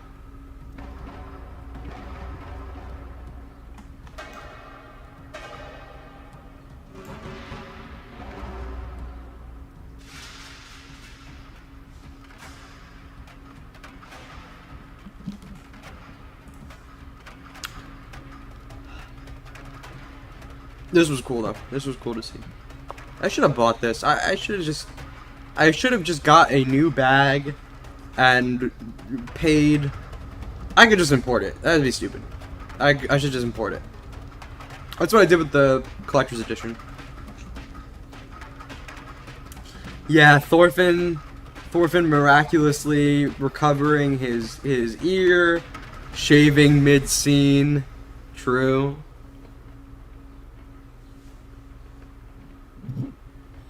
At least he pretty often gets the scars in there. He does sometimes forget the ear, but the scars almost always are in the right spot.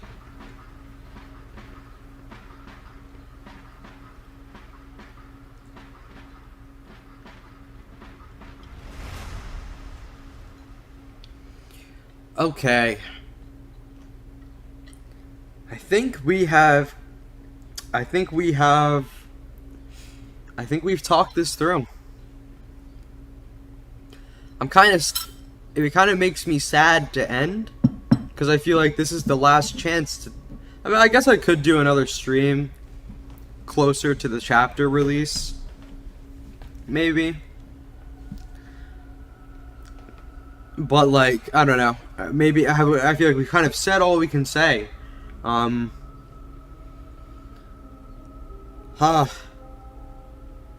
Thorfinn looks like Thor's 219. Are you talking about, I was thinking he looked really old here. Like, he looks like a grown-ass man here. And that is kind of the Thor's look a little bit. No! There is no chapter this month. Next month, July 25th, is the next and final chapter. Do you read the Raws or wait for the translation? I have read the Raws, I think, once. It was the Thorfinn agrees to leave Vinland chapter. I was just so anxious about that one. I was like, I have to read it. And I paid for the Japanese Raws. But, you know, that was kind of fun to read, trying to Google Translate my way through it. But I don't think I would do that again. I would really want to take in the final chapter. And I think if I had to worry about translating things for myself, I would kind of not feel good about it. Yeah, I really do hope it's a long chapter. But I've had a couple times where I expected a chapter to be long for one reason or another. And it just wasn't. But it was fine. I don't know. Yeah, that's the exact Thor's panel I was thinking of. Thor's looks a bit more like kind of disgusted, I think. It's disgusted, just kind of like disappointed. Thorfinn looks, I don't know, kind of like hurt, but determined. I don't know. I do kind of wish we didn't skip too far ahead after Einar's death. I do think the chapter cold opening with Einar being buried was really, really good. That was like a really impactful moment. But I kind of also would have liked to see more of Thorfinn's emotions as it happens, because like the crying was good, but it felt like it's a give and take. It's a give and take. Yeah, I am gonna go crazy waiting for it. I'll probably do. I'll think about it.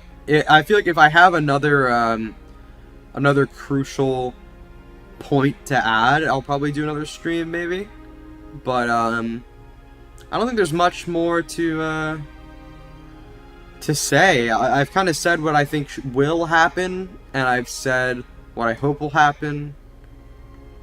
And Vinland Saga is going to be over, and I'm gonna be really sad.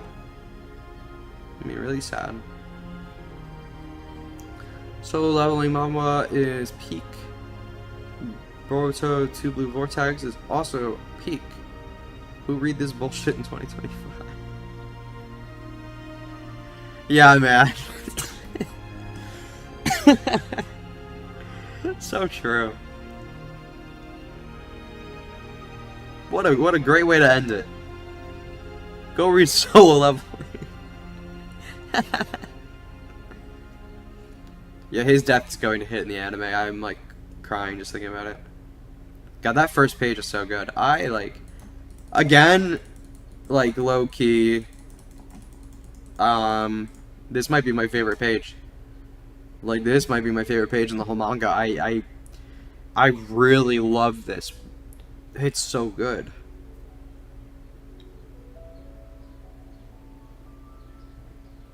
Like, this is Vinland Saga, man. Yeah, and that's the thing too. Einar's voice actor is so good. He's gonna be crazy. He's gonna be popping off.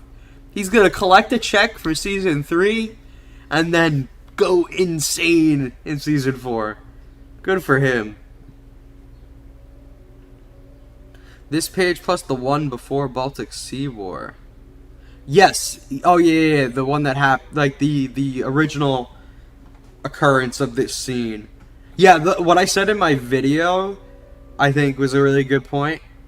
That like when we see that scene before, we see him kind of from the side, and now we see him straight on. That's awesome. I do think that's intentional, and I really love that because it lets you see his eyes, and the eyes are everything. The eyes are just everything. The eyes tell you, like,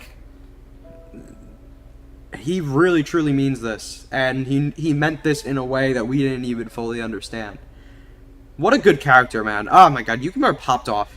He popped off so hard. I can't believe Einar is the most important character in the manga, man. That's so awesome. Like, Ox, I don't know when you caught up. I don't remember. Were you there for, Einar, like, when everyone was kind of doomer about Einar saying he's out of gas? Because I think I caught up around, like, the peak of Einar's a pointless character.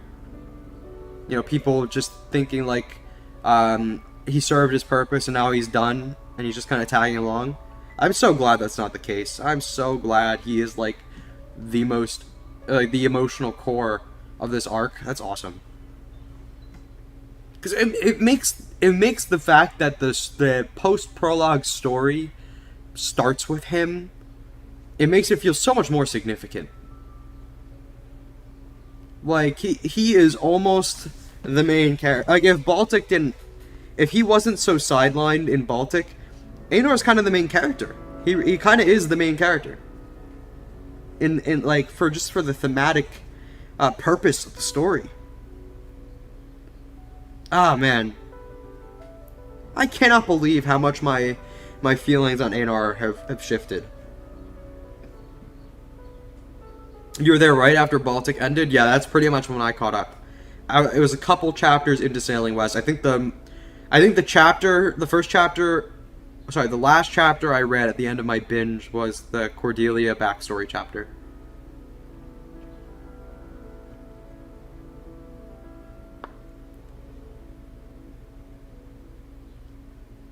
Yeah, people were really downer on the story in general. Yeah, people. I don't know why some people just don't have the foresight to think like the story isn't capable of returning to a serious tone. Like obvious, like it's so obvious that Vinland was not going to just go well, and I can't believe that some people truly thought for a while that it would be fine. It's shocking to me. First at AOT, now in Vinland Saga, history repeats itself. Although we all know Vinland Saga is the only anime which stands with AOT. I do really love the parallels you can draw between these two. I should do a video about that. I think people talk about parallels between like Eren and Thorfinn, but I don't really think people go deep enough on it. I think you could go deeper than just the surface level. Oh, Real Life Ryan made a video on it? I don't remember that.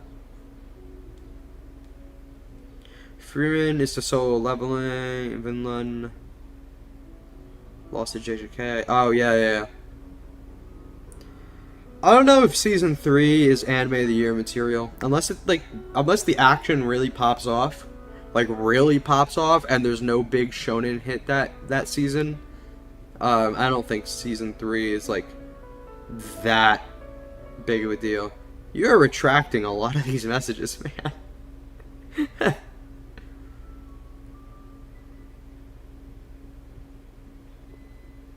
Yeah, I do know that they are friends. When's Isayama gonna start his next manga? He's taken a long break, hasn't he? And he did say he intended to do another one, right? Because I would be really interested to see him take up another work. Why do people think Vinland would work? Like, that's so ahistorical. Yeah, a surprising amount of people actually just do not know the history here. They know about Leif Erikson, and that's as far as the history goes that they know of. And I think a lot of people also kind of fail to correlate Vinland not working with the coming of, like, America and colonialism. I guess they just don't really correlate the two. Like, obviously there's no utopia here, but maybe they thought it would work, and then Thorfinn would die, and eventually, post-Thorfinn, the village would, like, go away or something like that. But it's so thematically important that this all blows up. I just can't imagine not expecting it to. And I like that the fact that you expect it to happen is actually a thematic point as well, with all the stuff about fate and predestination, visions of the future, a negative outlook. It's so good. This is such a thematically rich arc. This is the best arc. Never mind. Farmland's not the best arc. This is the best arc. Period. Isayama read Planetest when he was in school? What? I didn't know that. That I did not hear. That's awesome. One Punch Man would take it. Oh yeah, One Punch Man's coming. Yeah, One Punch Man, I don't even know if I'll watch. I watched the first 2 seasons, and I did really like both of them. It's just the hiatus, like, I don't know, the anime went away for so long, and people have been complaining nonstop about it. I just feel like the energy for One Punch Man's kind of in the dirt now, unfortunately. To be honest, after AOT, that man is more... Yeah, I know. He doesn't have to do another manga. Honestly, all of these long-running manga that end, I'm always surprised when the mangaka's like, well, I'm going to do another one. But it kind of makes sense. Like, obviously, like, that's your... Like, to be a successful mangaka, it kind of has to be your life passion. You know? Like, mangaka do what they do because they, like... They just have to. It's innate. So I don't know why I would expect anyone to retire. But if anyone can retire, it's probably Isayama. He could ride the AOT wave for the rest of his life if he wants to. The fandom was really bad. Yeah. I think the fandom has improved a lot since Hild forgave Thorfinn. People were super negative because people just, again, they weren't looking forward and were very focused on like, why isn't all this big payoff happening now? But like, we were building to it the whole time, you know? I haven't read the manga of Vinland Saga. Why are you here? Oh my god, why are you here? I've said so many things. Why are you here? Don't give any spoiler. This whole stream is a spoiler. We're talking about it, man. You gotta go. You gotta go.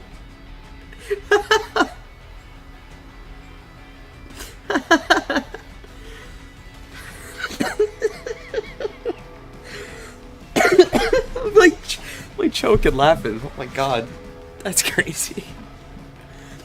There's a surprising amount of people who come to these streams and say like, yeah, I haven't read it. I'm like, alright, why are you here? Go read. I think Isayama will make one-shots from here on. See, that's what I would think. I would think if I did a big, massive story that like blew up and it was a long one, I wouldn't want to commit to another big one. I would just do some one-shots until I'm good. But, again, some people are just compelled. Some people are just compelled. Pokemon's going to give a time skip for Ash.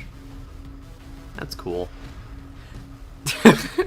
Oh, dude, I went back and read a bunch of Reddit comments just to see what the vibe was like. Because I was working on a video. I'll still finish it. I'm about to taking a break of editing it because I got really burnt out. But one part of it did involve me going back and grabbing some like really negative comments from like Baltic era up to like early Sailing West. And yeah, it was toxic. Like everyone's gassing up. Like 90% of the comments, probably more, on current threads are super gassing up every chapter. I think it kind of is like, you guys are fake fans. You know, you're getting your payoff, you're getting your action, and now you're like, oh, this arc is peak. And it was always peak. You just had to pay attention. That's why I started doing YouTube videos, man, because I felt like everyone was like shitting on Vinland when the arc was already really good. Whatever. Yeah, there is still a lot of like really ignorant talking about the Ilnu. Like some people don't mean anything by it. They just think it's okay to talk that way, and I think they don't realize how offensive the way their talking is. Like anytime people call them like say like these savage Ilnu, like come on, you're gonna use the word savage? Like yeah, these warriors are probably not good guys, but you're really like it's very tone deaf the way people talk about the Ilnu sometimes. Put Isayama and Yukimura collab. Honestly, God, Yukimura thematic dialogue writing and Isayama like plot twist writing. That's some like hype moments in aura. But I think what makes both of these mangaka so good is that they have full control over their story, though. Like they both have such a vision that they would kind of cannibalize each other. If you didn't know, Isayama and Yukimura have done an interview together. Yeah, I think I watched that. If he mentioned there that he read Planetest, then I probably just forgot, because I think I did watch that. When the anime comes out, I'm gonna have to get used to the new pronunciations. Yeah, that's one thing I'm really interested in seeing. Are they going to have Japanese voice actors speak the Mi'kmaq? Or are they going... I'm just super curious how they're going to do it. Because, I don't know, maybe they can, but would it sound good? with a Japanese accent. I'm super curious how they're gonna do voice acting. I really hope they don't like reduce the amount of like untranslated dialogue in the early Vinland chapters, because I feel like those, it's thematically important that we can't understand what they're saying. So I wouldn't want to lose that. I feel like there are a lot of people who watched season 1, didn't like arcs that came after, but kept reading for some reason. There's a surprising amount of people who lasted up until the end of Baltic Sea War, who hated farmland and then still hated Baltic. And like, what are you doing here? What are you doing, man? I don't know. Misekwe is the one I still can't pronounce. Yeah, so it's like Miskwekke Pue. Miskwekke Pue. I'm probably not pronouncing it that right, but that's kind of about it. Miskwekke Pue. Pue. I am interested to see how it's done in the anime. I really do hope the dub brings in some Mi'kmaq voice actors. It's not like the most alive language right now, unfortunately, because of, you know. But I do hope that they're able to bring in some native speakers, because that would be really, really cool. I just wonder what the pool of anime dub voice actors who are First Nations and speak Mi'kmaq. I feel like that's got to be a pretty tight pool. The Japanese will make a mess with the pronunciation. Thorfinn, they pronounce it Thorfinn. Yeah. They said a lot of like Torfinn. I noticed. Torfinn. Yeah. Torfinn. Yeah, I don't know. I'm curious to see how they'll do it. I don't know how they'll do it. But I do just hope they do the language justice and really try. And I hope they don't just try to avoid it and cut it in ways.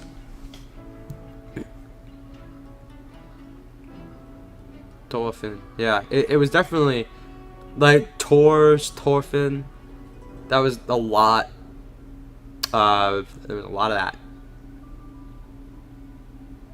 I remember when I watched the anime, I was actually I was pronouncing it that way. I was like, that looks like it should be Thors, but they're saying Tors, so maybe it's just not pronounced that way.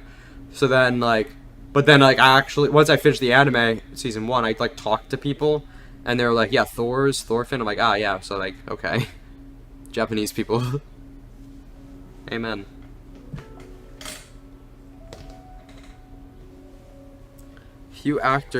There's a few actors that speak a bit of Mi'kmaq. Really? Well, I'm sure there's got to be a few. But they're like, you also can't sacrifice, is this person good for the character in delivering the lines that we can understand as well? It's tough. Dude, the afterword, that is such a good point, man. That's a really good point.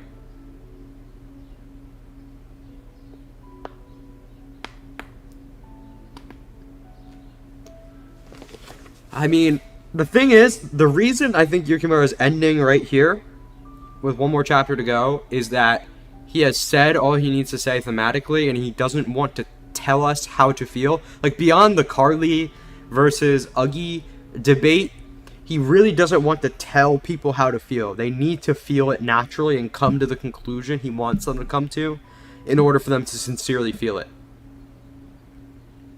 So I think he's ending because he doesn't want to, he wants to let the story speak. So I'd be very curious. I think the afterword would definitely be more about like the sentiment of thanking the people for listening, and less like reflecting on what the ending meant. That's what I would anticipate. Gotta be like a 0% chance of Mi'kmaq happening for Japanese. Yeah, definitely. There's a chance for English, probably. maybe even like maybe French because of like French Canadians perhaps, but um, yeah, there's obviously the overlap between native Mi'kmaq speakers and somebody who can do a full Japanese performance is probably literally zero.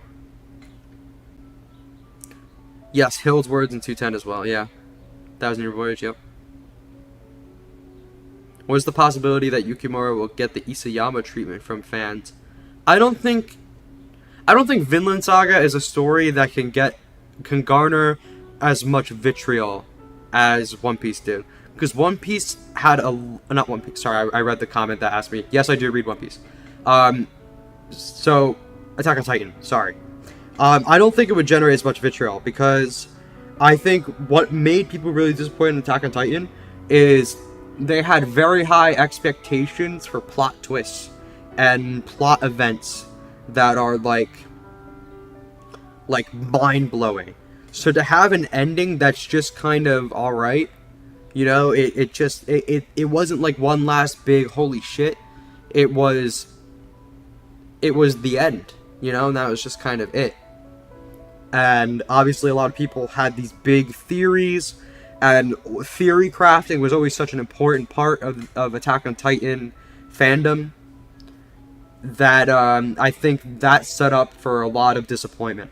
I don't think Vinland Saga is like that. I think Vinland Saga has basically already ended. It low-key is already done, you know?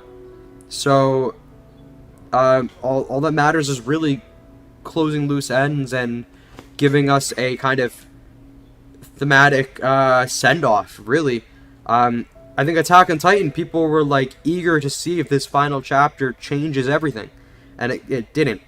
And I don't think that same theory crafting expectation exists for Vinland Saga, because it's just not that kind of story. So obviously, yes, people are gonna say it's rushed. People are going to say that that the ending's bad for whatever one reason or another. There's going to be detractors, but I don't think this manga is going to go down as having a bad ending. Like I don't think people will view it on a broad scale the same way they view like AOT or JJK, which I mean JJK I don't really care for the ending at all. I don't care for pretty much most of that manga, but I read it. AOT, I think the ending's good. I think it's alright. I think there's some problems, but they weren't problems that spawned in that last chapter. They were problems with the final arc as a whole. So, but either way, collective consciousness generally lists them alongside Game of Thrones. I don't think Vinland Saga is gonna get hit with that. Maybe, I don't know. Maybe I should be more doomer and more set my expectations lower. But I just think Yukimura is a really good writer, and I think he has been thinking this arc through since the very beginning, you know?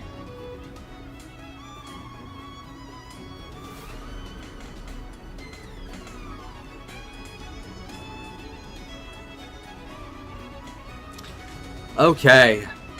I think it's time to wrap up. Any last words or comments? What? Wait. So, Chicken Run has a full Mi'kmaq dub? Get those guys in. Call them. Send their resumes to Twin Engine right now. What? That's sick. Hold on, man. That's Chicken Run Mi'kmaq. You're fucking kidding me. That's hilarious. What?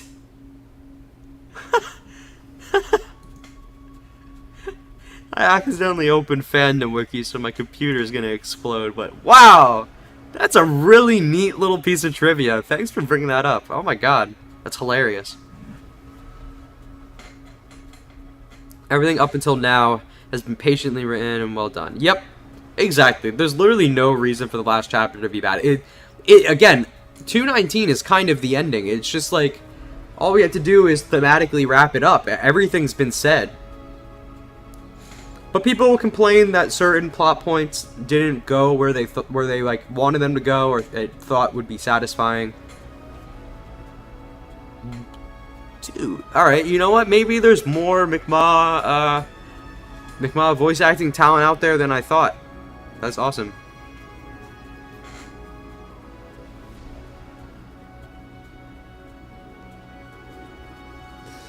Wow, all right, 4-hour stream, huh?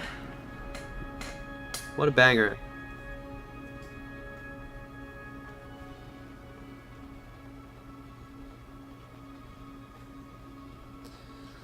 Okay, yep, let's wrap it up.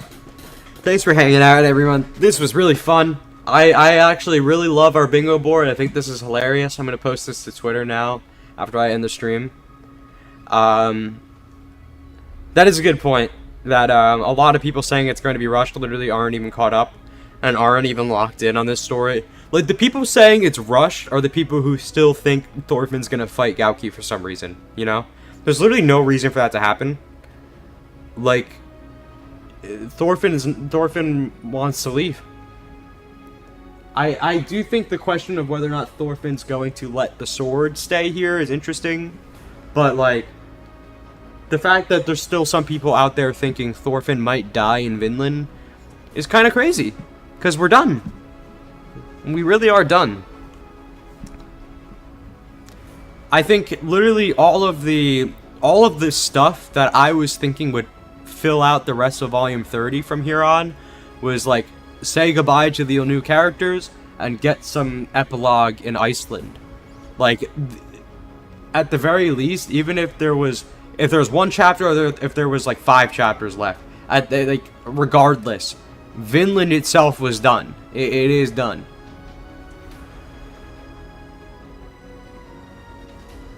I'm glad you guys had fun. Thanks for hanging out. I'm glad.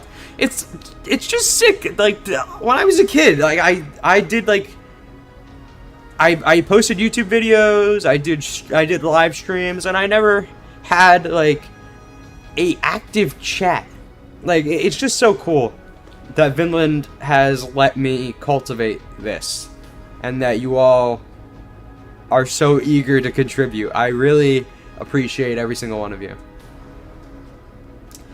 Yeah, I do think regardless of how it goes, Vinland Saga, yeah, I will feel satisfied with it because I'm already satisfied. There's literally nothing this last chapter could do to make me not satisfied.